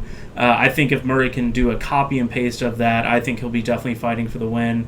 Tyler Babin also very good there. We'll have to see how he is able to do once he returns as well. So overall, I'm just excited for Kyle Lamy getting some of these top pro drivers back in. Maybe we'll see a 5, 6, 7-way battle for the win there. But overall, no, it was a great race today. Even with a smaller grid, it'll just be interesting to see what next race will be like. And I'm also excited for our next endurance race, which I believe is going to be the final race of the season. Let me try and take a look quickly. That'll be at Silverstone, all the way ahead looking in February, but that'll be our next endurance race, will be the season finale. So, overall just nothing but good things to look forward to. Certainly agree with you there. Kyle Lamy, one of my favorite tracks. Yes, Murray and Vulcan putting in a fantastic race there at the Pint Series in the New World Sim Racing League. Of course, not putting up the fastest lap. There was another phenomenal Honda driver, honestly, one of the best I've ever seen, who was able to do a 141.040. I'm not sure, Stephen, do you remember who that was? Which phenomenal Honda driver was able to put down a 41.040 at race pace at Kyle Lamy? You know, I'd be able to enlighten the crowd here. I think that was the same driver who, looking at today's track, Barcelona, really struggled. No, okay, I'm going to interrupt you there. We're not talking about Barcelona at all. It was me. Who do you think you are, Stephen? What? I am. That. Yeah, I'm sad that I know that bowling reference. No, it's amazing that 10 months ago you were struggling to keep an Aston Martin, a very boring and stable car, in a straight line at Barca, and now you are outpacing some of the best drivers in ACC today at Kyle Lamy. That is phenomenal pace. You know, I've always said if I have to set the brake bias higher than the percent chance of winning a coin flip, I don't want to drive that car. So something like the Aston, what, you set it at like the 60s? Is it at 60% or something ridiculous? The brake bias in the Aston? Something, yeah, I mean, I think I usually run it at like 62, 63-ish, but yeah, when it rains, I'll lower it maybe around like 60, 59, 58. That is disgusting. And with that, I think we'll call it today. Finally, we're going over to we're going over to another track, as you mentioned, dominated by our mid and rear engine cars. Although actually, maybe you can enlighten me. I believe the Aston Martin, one of the fastest cars at Kyle Lamy, so maybe we'll see a bit of a different different group leading this next race. I mean, the Honda, phenomenal there. Murray, going to be an absolute weapon. Lamborghini, very strong there. Brenham, as usual, going to be near the front. It doesn't matter. I mean, it could be a terrible track for the Lamborghini, and he's still going to be right near the front. But maybe we'll see some of the Aston Martin drivers, poking their noses into the front. So. You can maybe allude to that a little bit more, but I believe that is correct. It's okay there. I think people overhype it a little bit. I am going to spoil the track overview video that I'll end up making for Kyle Lamy. I include the AOR fastest lap from their leaderboard in the beginning of those track overviews. So to give y'all a little bit of insight into what Kyle Lamy is like, dominated by the Porsche. Of the top 12 times, there are only 2 Audis that separate the Porsches in that. It is 10 Porsches in the top 12, all able to do anything from a 39.0 to a 39.5. We have a couple of Ferraris after those top 12, some more Audis as well. The first Aston is P18 with a 39.5, but it does and then we start to see Hondas starting at P24. So there is one Aston that is able to crack the top 30, but it is primarily some of those rear and mid-engine cars. Honestly, pretty similar to what I feel we saw for Barcelona here. A few more Porsches here, but again, we have Tyler Babin in the Porsche. We have Richard Laird in the Porsche. A good number of top-tier Porsche drivers that are really going to, I think, enjoy the track that we are at in 2 weeks' time. Certainly true there. And at the end of the day, I think the important thing is that that we're going to be seeing some good racing there. Kyalami always attracts some pretty close racing. As a smaller track, usually not a dull moment. So very excited to see what happens there. Stephen, I think I am about ready for us to sign off, close the book on this Barcelona race. To everyone watching, everyone who might watch back this race later on, certainly won't be watching at this point, I'm sure. But if anyone is listening or does eventually listen this deep into the stream, thank you so much for watching. Always happy to be able to share these races with our lovely, our unlucky drivers who weren't able to make it, maybe closing out early, and anyone who decides to watch it back at the end. Thank you, Richard, and great racing from you too. Very fun to watch. So we will all see you on November 26th at Kyalami. Absolutely. Reagan, you have a good one. Take care of your old man back. Try not to break a hip in between now and our next race. Thank you. You take care of that jaw.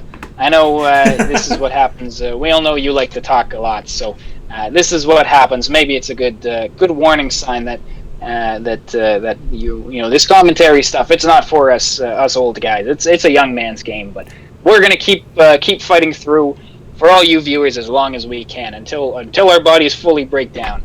Exactly. Well, see you, Reagan. See you, everybody. We'll see you in a couple weeks. Have a good one until then. Take care, everyone.